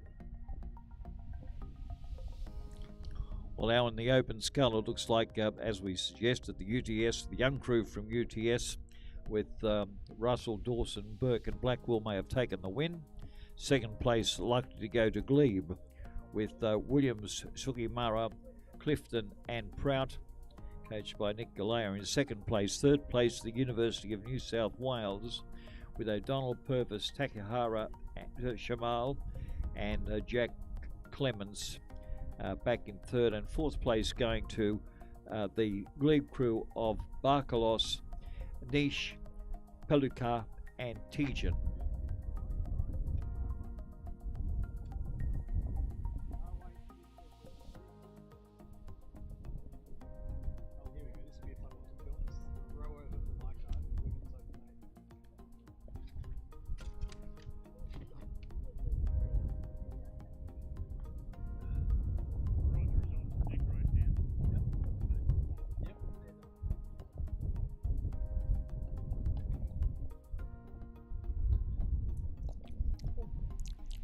Well, the next event is the Women's Open 8 for the big boats, but unfortunately, can we say that in previous regattas we've seen, I think, up to 4 crews row. I think it was Haberfield, but the last Haberfield regatta, UTS competed.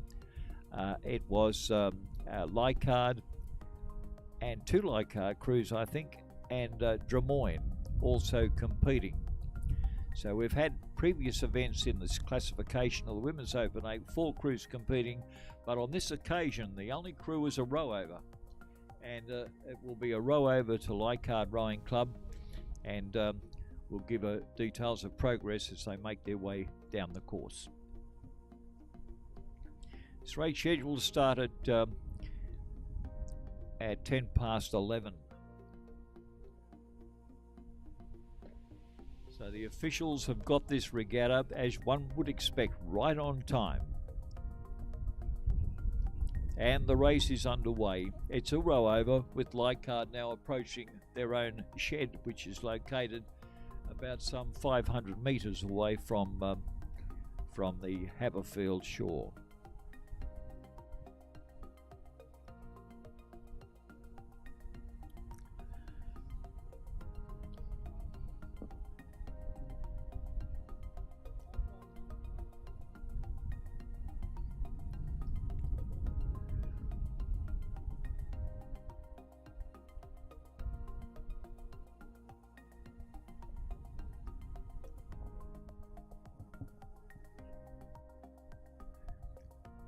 Well, they're not taking it easy down there in these conditions. Now we're starting to see, with another 3 races to go down here, including the Women's Novice Single Scull, 2 divisions of that. It's likely to become a little bit rougher. We haven't yet got to the stage of having white water, which is getting a little bit of foam on the top of the waves, but they would be uncomfortable. But nevertheless, in the Women's Open 8, Leichhardt are making a race of it, even though it is a row over. The rate for these conditions, they're on about 28, 29 strokes a minute as they make their way down. The crew comprises Rhiannon Sandow, Sierra Ortolini, Nikki Lepresti, Susan Huggett, Daniela Borgett, Annalisa Armitage, Taryn Innes and India Evans. Sebastian Klendig is the coxswain of the crew, and they're coached by Malcolm Campbell.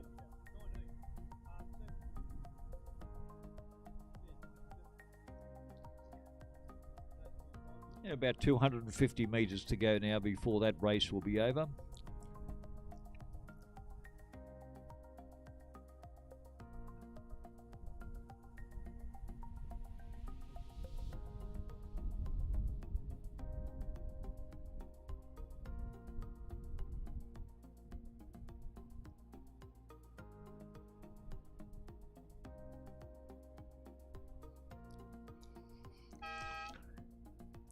And they conclude there. It's interesting. I think that's young India Evans in the stroke seat of the Women's Open 8, a former Australian junior representative who used to race for Sydney Rowing Club, now racing with the Leichhardt Open Class Women's Racing.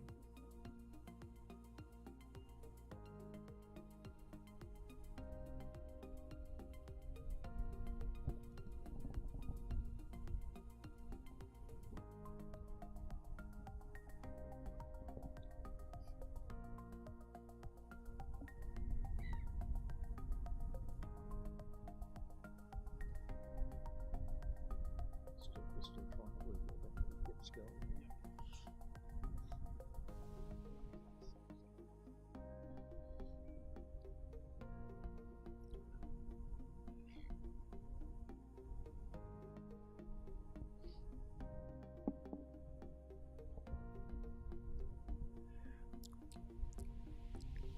Well, the job now once again with the officials at the start of the women's novice single scull. This will be raced in 2 divisions. In Division 1, there's Annabelle Hayworth from the University of New South Wales, Lily Bennett from Leichhardt, Paris Arenson from the University of New South Wales, and Catherine Nato from the Abbotsford Club. I think it was Nato that managed to get third at the first of these regattas, but the others have sort of come on. One of the things that's noticed is some of the earlier place getters from previous regattas have dropped out, and this is meant to an introduction to novice single scullers. Certainly it is their first event and could be the first appearance that we've seen many of these scullers. Lily Bennett from Leichhardt did well in the under 16 categories, which she still qualifies to race in novice in this event or this regatta in the series.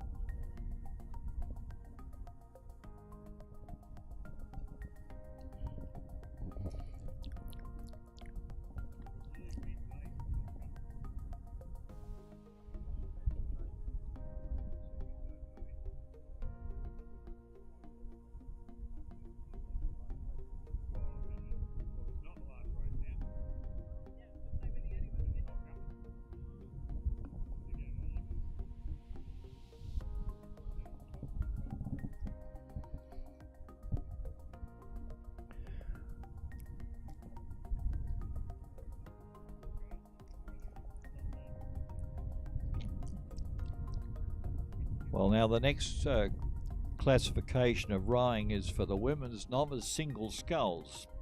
2 divisions and 4 in each of the divisions. Now this is going to be very difficult because in the last 10 minutes or so we're starting to get white water coming onto the waters down here at Iron Cave at the finishing line, and as it continues to move round coming from the west, and westerly wind conditions at winter down on Iron Cove don't augur well. We'll be lucky to finish off the regatta because it is starting to get a little bit choppy down here and very difficult, particularly for novice scullers who are judged never to have faced a starter before for entry, so they'll be facing some fairly difficult conditions.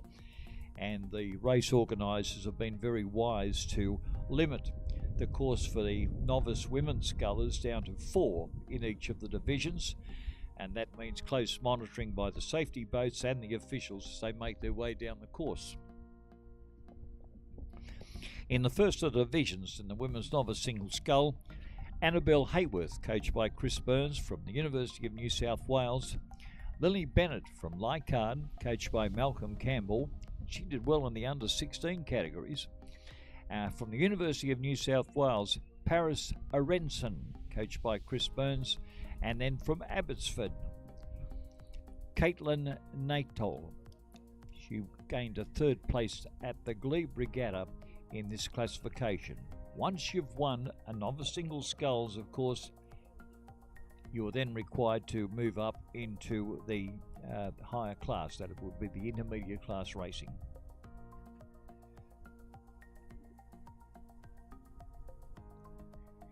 Well, the novice scullers have moved up now. They've covered about the first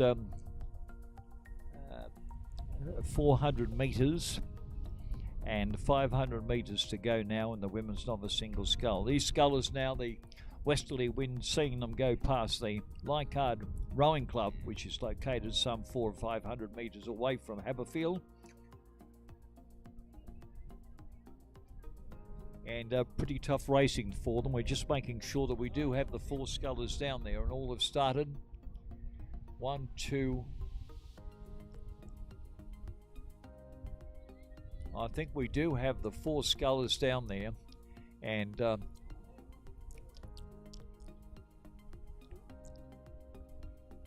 it looks like the safety boat is just about to get one out of the water at the present moment. So we can see a lot of activity going down in the back markers with the 2 scullers behind, finding those conditions rather difficult. As we said, it's just starting to get up. It's very blustery down here at the finish. They've still got about 300 metres to go, and this is probably the exciting part of the race, both for the officials and also for the competitors in the women's novice single scull. This is the first division. I think they're trying to pick them up, so you can probably see on the live stream that the water's being thrown up. And the westerly conditions coming from here now, it's really moved round to the west, starting to play havoc with these young scullers as they work out which direction they're supposed to take. The westerly have taken the leading sculler now, heading straight towards the wharf here at the Haberfield Rowing Club, and I suggested that their warning be given. Now she's starting to get her steering going correctly, and but he's doing a good job in the women's novice single scull to handle these conditions, and obviously very well coached as she approaches the finishing line down here with about 200 metres still to go. And the boat race officials have moved down to make sure she clears the pontoon down here now. And she's really cleared out. She's just starting to readjust the course, and she's got plenty of time to do that. And I think it's one of the University of New South Wales scullers. We'll find out which one it is as she gets a little bit closer. But full marks to her. And Chris Burns, the coach over there at the University of New South Wales, will be very happy with her performance. And this is Annabelle Hayworth. Annabelle Hayworth has managed to clear the conditions, and a very confident young lady goes across the line and to take out first place in the first division of the women's novice single scull. And well done. Well, some distance behind. We won't go to accurately measure that, but it looks like it could be the Leichhardt sculler coming down here. Only one entrant there, and that would be Lily Bennett, coached by Malcolm Campbell. She has done well in attempts at the under-16 category, so she gained a little bit of experience in this series, and she's also rowing very well in these very blustery conditions at the present moment, and the Leichhardt sculler Lily Bennett will take second place.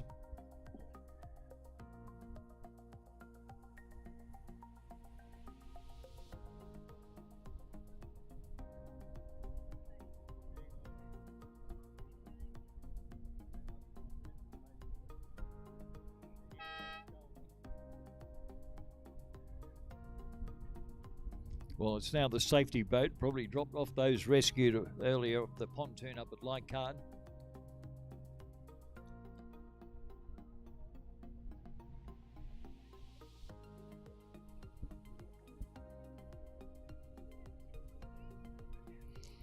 This young lady from the University of New South Wales. This is Paris Arenson, gaining third place.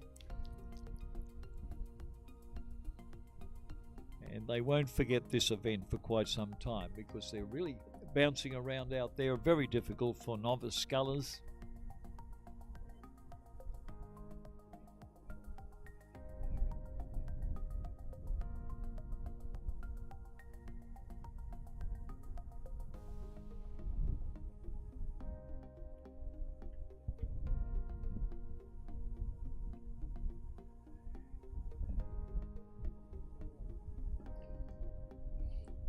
And the umpires are following it down. This sculler coming up well distanced now. She'd be a good several hundred metres away. We suspect this could well have been the sculler who had to be rescued, but it's the Abbotsford sculler, Catherine NATO.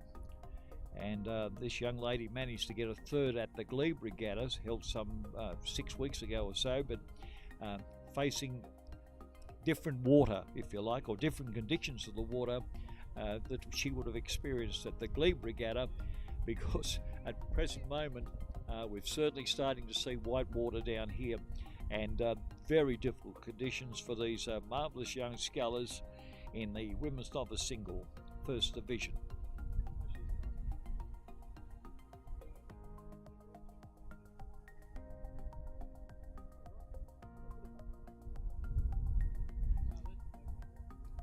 Well, we suspect this is the Abbotsford sculler coming down here. She'll be judged in fourth place, and Catherine NATO.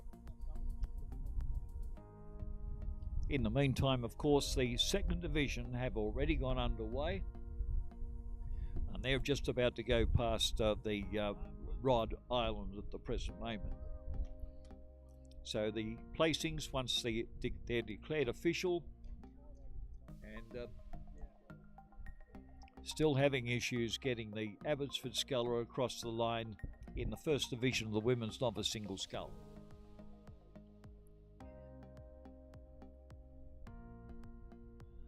Dear oh dear, it's certainly been a tough time for these young women, and full marks to their coaches and themselves, getting them across the line and all completed.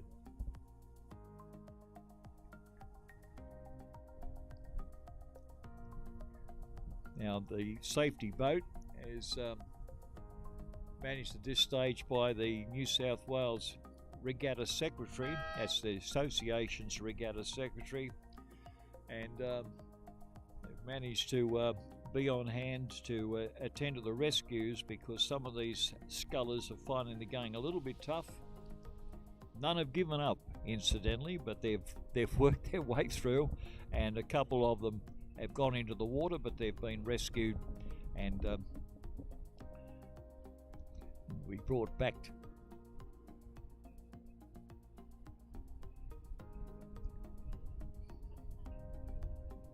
to the finishing line.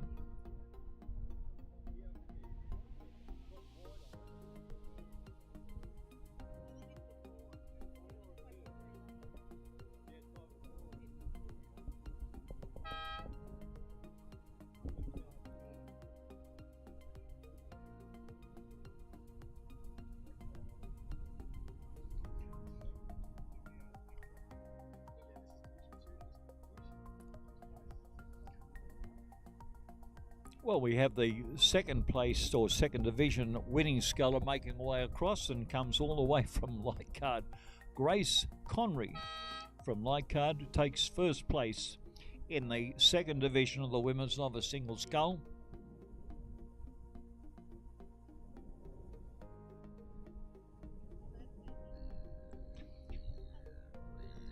And second place looks like might be one of the University of New South Wales scullers.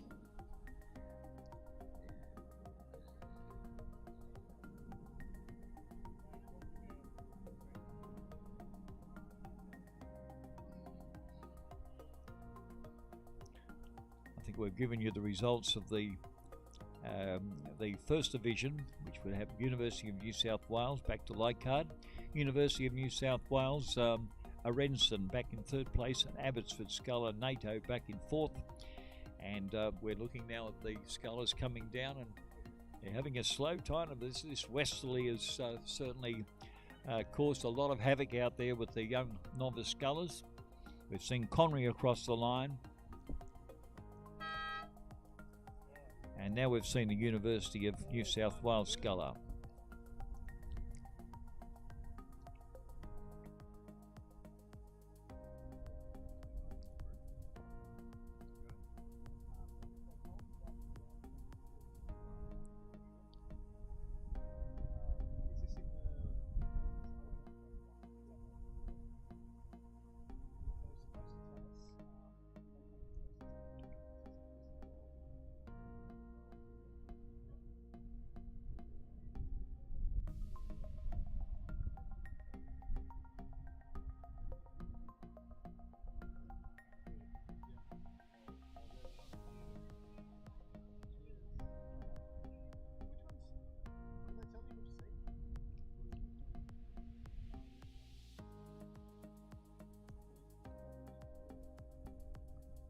This sculler coming down here now.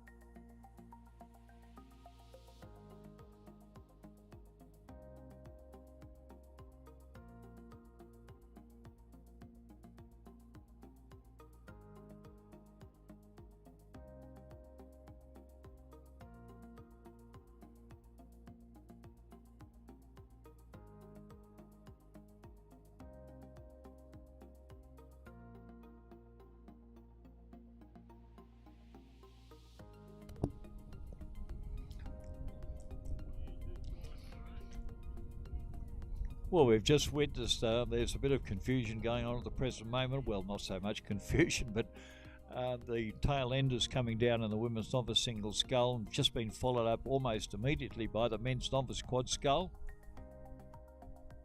And it looks like there might have only been the one starters there.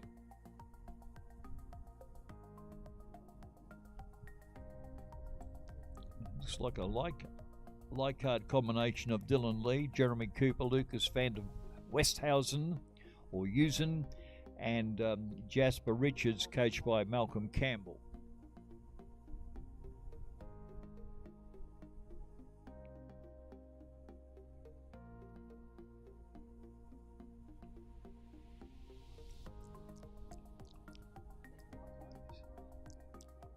University of New South Wales taking a win, didn't they?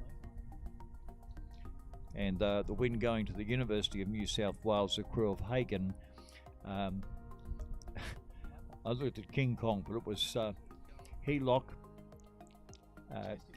Keith Kong, Andrew Zhong, and Jack Bourne, coached by Chris Burns. So it's University of New South Wales taking the win, second place going to Leichhardt.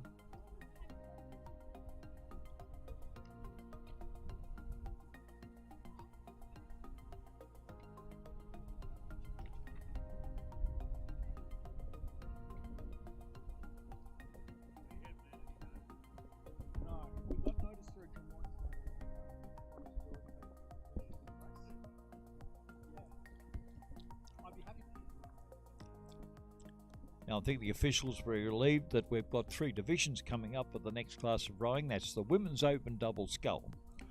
3 divisions.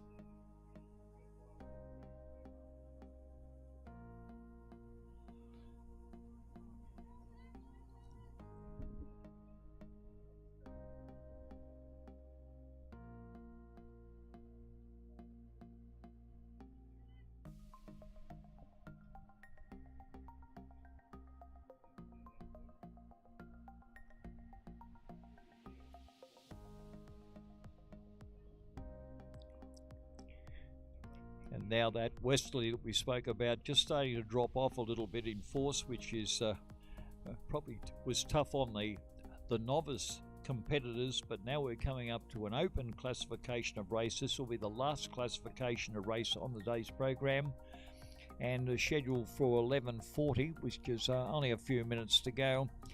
It will be the first division on the Women's Open Double Scull.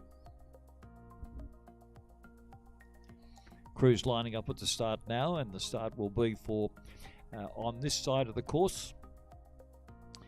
In lane 1, UTS Haberfield, Alexandra Fraser and Charlotte Olgers. Lane 2, Tara School with Arushi Shallon and Amelia Jones. UTS again in lane 3 with Ali Waddington and Annabelle Fuller. From Glebe, Kate Wareham and Anne Skilton. In lane 4, lane 5, Tara School, Mariah Katsoutsos and Malika Hussain. From Des Moines, in lane 6, on the far side of the course, on the side of Rhode Island, Alexandra McCluskey Veit and Bianca Riley.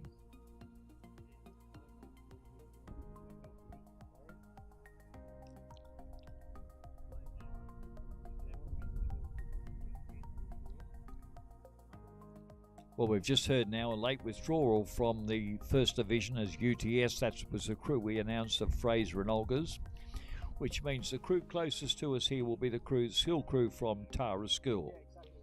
That's Sean and Jones.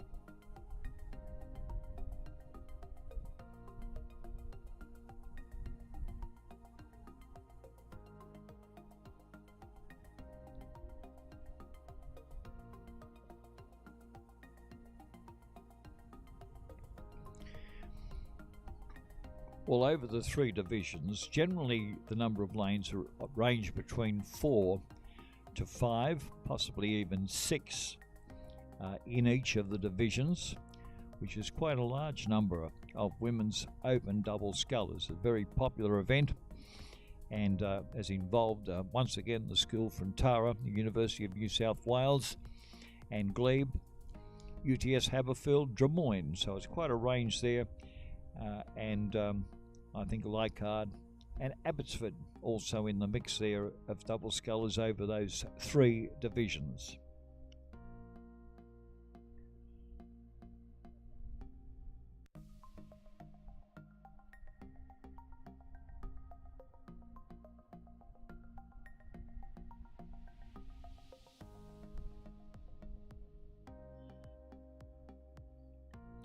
Well, how the westerly can make a change of the crews during the regatta program this morning have been generally racing over on the northern shore, but this westerly, I think, has produced them.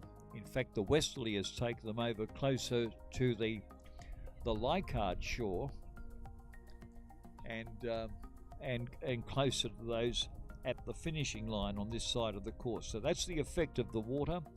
Although the white caps have disappeared momentarily, This westerly has caused them to move across and blown them across sideways across to the Leichhardt shore.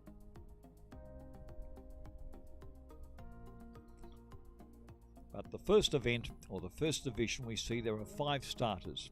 One withdrawal from, I think it was UTS. Still a UTS crew in there with Waddington and Fuller. And one might expect that to be one of the favoured crews. Students, Waddington and Fuller from UTS. And they'd be a crew probably second from the UTS Haberfield shore.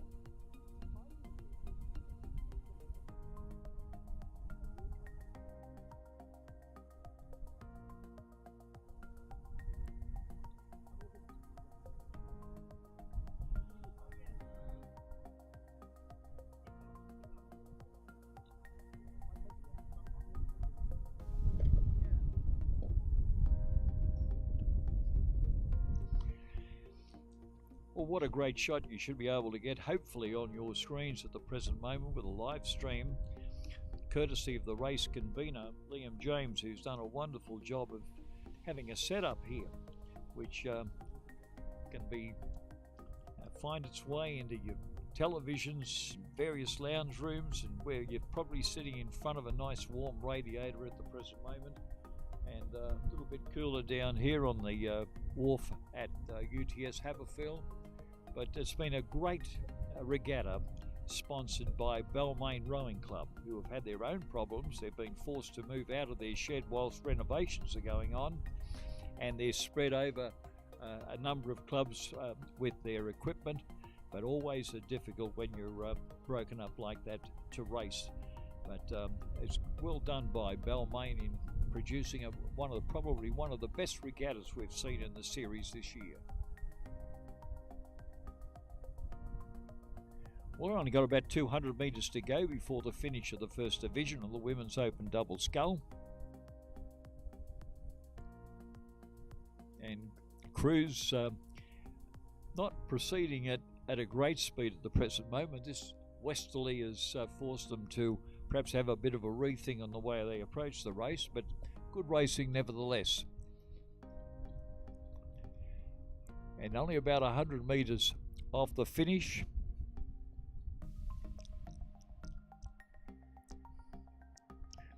as we see, I think it might be the crew from Des Moines, is it? Des Moines across the line in first place.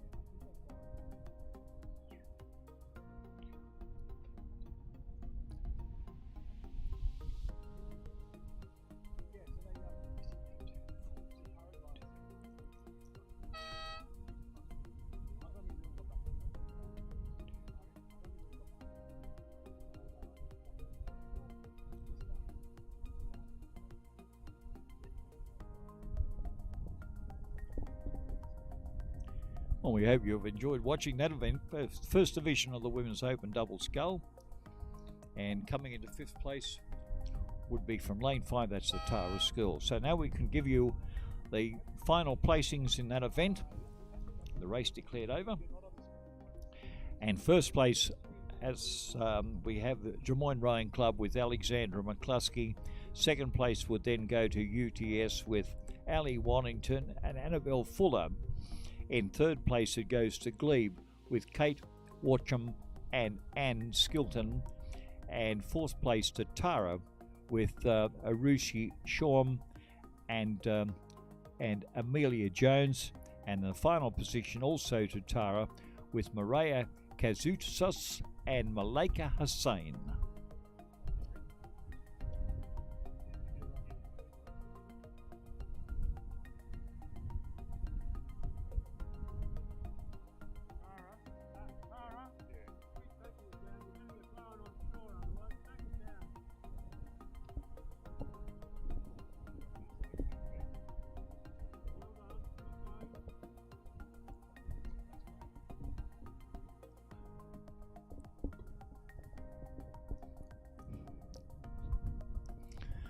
Well, Division 2 underway. 6 starters scheduled to race in Division 2 in the Women's Open Double Scull.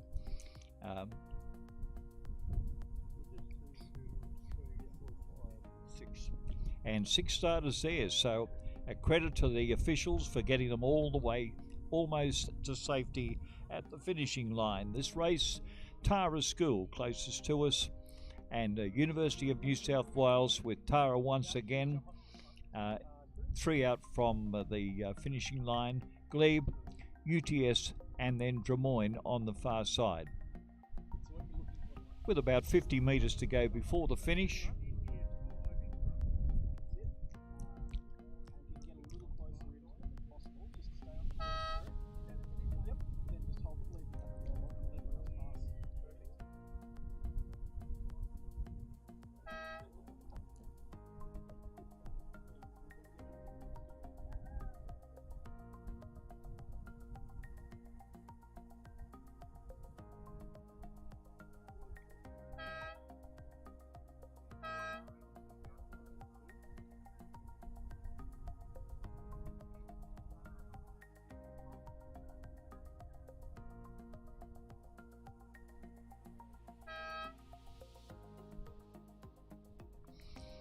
Just a little bit of confusion down here. We see the safety moved in. Some of the boats are starting to drift back from the finishing line onto the pontoon here at Haberfield, and so they're being shepherded away.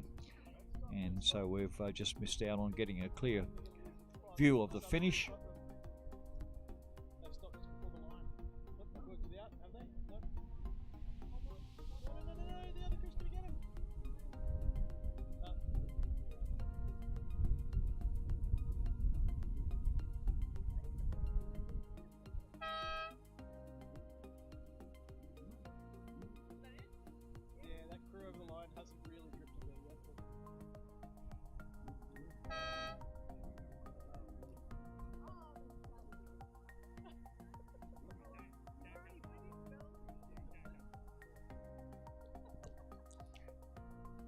Brian, did you get down the line? Numbers?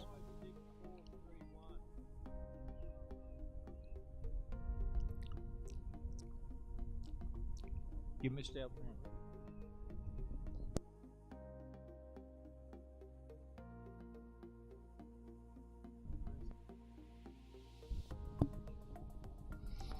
Well, we managed to get the results coming through now for the Division 2 of the Women's Open Double Scull. And it looks like first place would go to lane 5. That was UTS, as you can imagine, with Paige Critchlow and Grace Burke from the elite club here at UTS Haberfield. Second place would go to lane 6. I think it might have been Drummoyne that got a second. That would be Ashley Lister and Ashley Brooking. And back to third place then, we're looking at Glebe, which would be Bassett and Vishkalovska back in third. And fourth place then to Tara Schools, Olivia Bailey and Hannah Ryan for a fourth place there. And fifth place, possibly looking at Tara Schools, Gemma Waterhouse and Layla Obbett, I think in fifth. And at the tail end was the University of New South Wales crew, I think, which was probably Yun and Sridhar. We'll check that out later. But anyway, the top three there, UTS with Critchlow and Burke, second place to Drummoyne with Lister and Brooking, and third place then to Glebe with Bassett and Vishkalovska.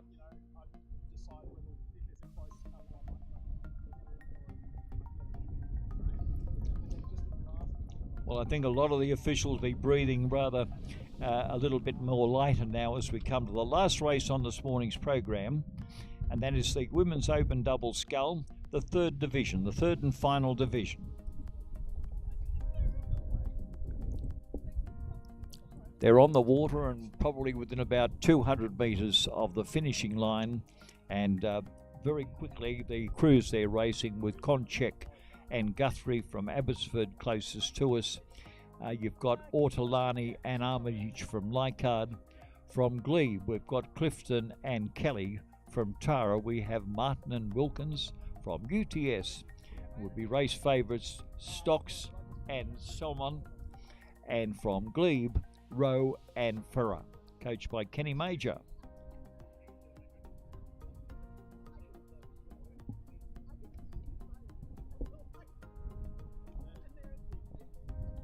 Well, with the sun moving from west to east, it's also very difficult to pick them up now down here at the finishing line.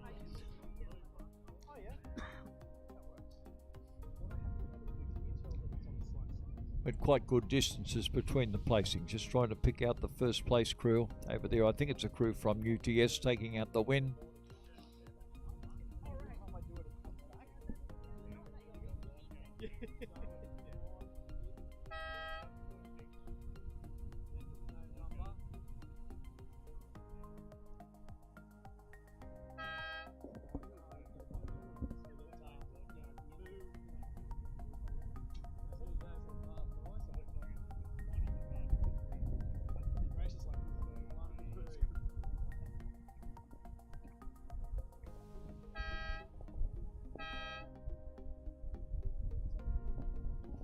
Well, all we can tell you is we're certain now that the race winner is from UTS, and that's the combination of Louisa Stocks and Jessica Salmon, and then second place possibly from Glebe, and that is Belindy Rowe and Cecile Ferrer, coached by Kenny Major. So they're the two top places at the present moment. And next lot, the Leichhardt crew doing quite well there with Ortolani and Armitage.